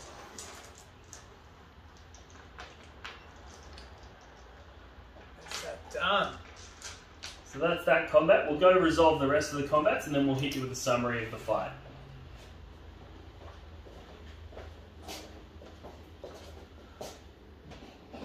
Alright, summarising the fight phase for the Khorne Daemons. We had the Blood Crushers come up here, killed a couple of Dreadknights, a couple of characters, and the Assault Intercessor squad that was along here. Mm-hmm. Then we had the Interrupt, which you saw. The Interrupt, which we saw live. On camera. Then Ang'rath fought and killed the remainder down here. These Bloodletters killed a bunch of these guys, but a couple survived. Mm-hmm. This Demon Prince and these Bloodletters here killed all the strikes that were filtered along throughout here. Yeah.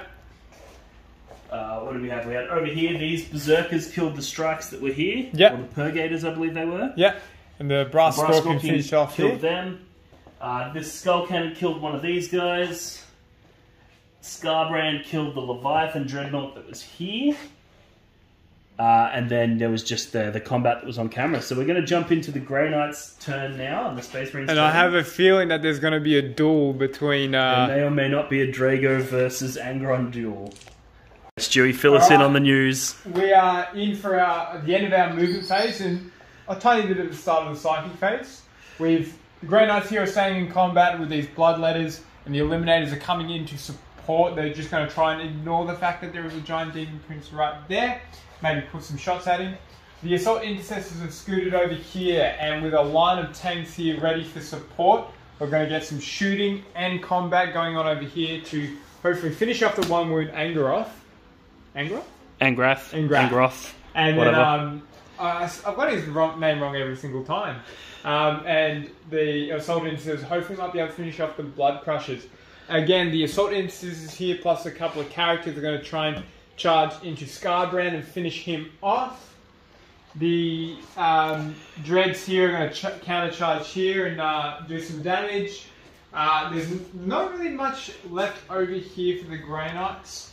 The Grey Knights are just going to line up and do some spot shooting over here. The Perkteen that was up here actually cast Gate of Infinity to teleport to here.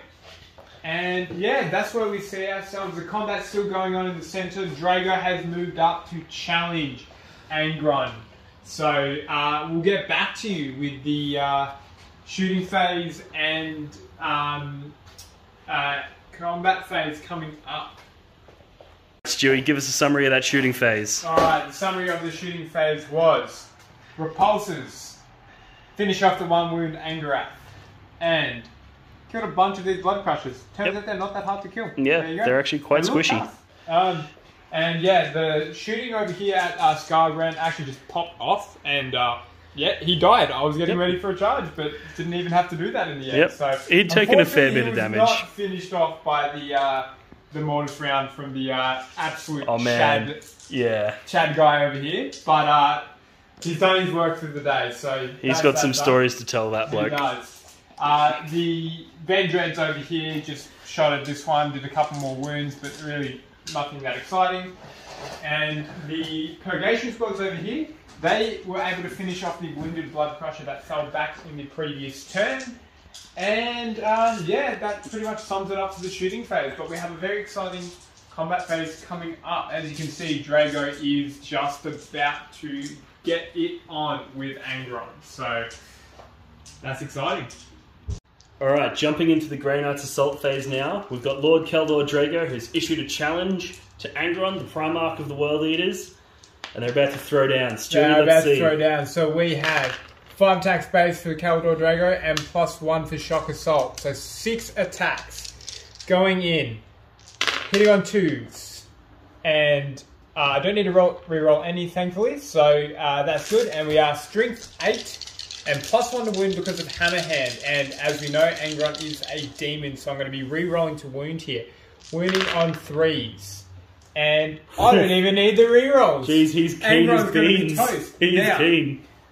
Angron may have a 4-up invulnerable save, but Lord Keldor Draigo's Warlord trait is that you subtract 1 from the invulnerable saves taken by demon units. So okay, wow. He's going to be at a 5-up invulnerable save here. Alright, let's see what happens. He actually fails all of them. Oh, so that is a total of 18 damage. Which Jesus. He took 5 before, so that's 23 in total. Is that enough to kill Angron? He actually has 24 wounds. No.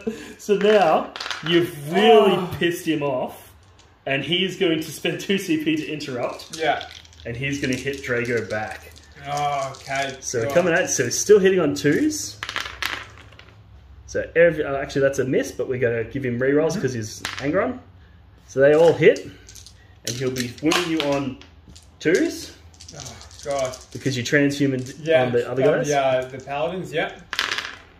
So that's actually 3 wounds. Okay, now I was casting Sanctuary in the Psychic phase, but you used the CP for your World Eater's strategy. So you denied that with the World Eater strategy. Oh, that's right. Yep. So while I was trying to put it on Draigo to get that 3-up invulnerable save, I only have a 4-up invulnerable save here. So we'll see if this is going to be enough. And with 2 so 2 fails, get through, and now D3 +3 damage. Yeah. So that's enough to kill him. I don't have any more CP because I used the last one on transhumans. So they're just going to go through. Didn't you have enough CP for a fight last? Wasn't that your plan all along? Oh, yes, you are correct. No, sorry, I don't want to CP reroll this because I've already banked in my CP for a fight on death. Yes. So let's see if you can take that final wound. Alrighty, Draigo swinging again. Hitting on 2s. Whoop. Oh, there's a miss in there. There is a miss, there's 2, but re-rolling. And wounding on 3s again, and re-rolling to wound. Alright, that's 6 on your 5 up and vulnerable save, good sir. 6 5-ups. Let's roll these one at a time, because that's always fun. Let's No, I'm going to CP that. Into a 6. Into another 6. Oh, no! So that kills him. So they both died. Well, the game was going to end depending on which one won that fight. That's true. And they both died. They both died. They killed each other. So is that a draw? Well, technically Angron killed me first. True. But it's simultaneous because this was just an ongoing immediately. combat. Yeah. I guess we'll have to leave that to the people in the comments to see who wins that fight. We will. You'll have to argue it out. But I think we all know that Angron's cheating because he's bigger. So. he's picking on the little guy. Yeah, that's it. Alright, well that ends the game. I guess we'll jump over to a post-game summary now. Alrighty guys, that sums up our Apocalypse Battle Report. I hope you guys enjoyed it. There was some fucking epic moments in there. That was indeed epic. Stewie, why don't you tell us just real quick, what was your highlight moment? My highlight moments would have to be the Death Company squad that almost got the hat trick on the Brass Scorpions. That was an awesome unit.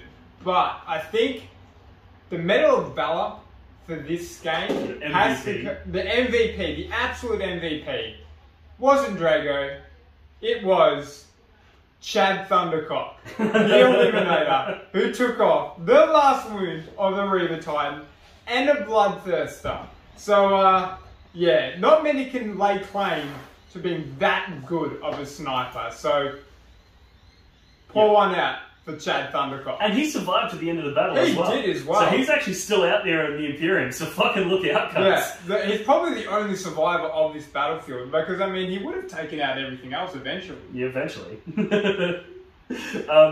So for me, I guess the highlight would have been this big epic combat in the middle. Even though it didn't really come out in my favour, those Paladins did some serious work. They did a lot of damage. That for me was like the most epic climax of the game. My MVP would probably be Abaddon. Yeah. He's a bit of a glory hog. This is supposed to be a World Eaters battle, but he was just like, oh, if there's going to be a big fight going down somewhere, he wants to be there. Mm-hmm. And given that the mission was to claim the skulls of the three characters, and he killed two of them himself, he definitely pulled his weight there, and he did a lot of work. Yeah. And he also survived a lot of damage incoming. Like, he had Celastine try to kill him. Yeah, Celastine came very close to killing him. Mephiston tried to kill him, failed.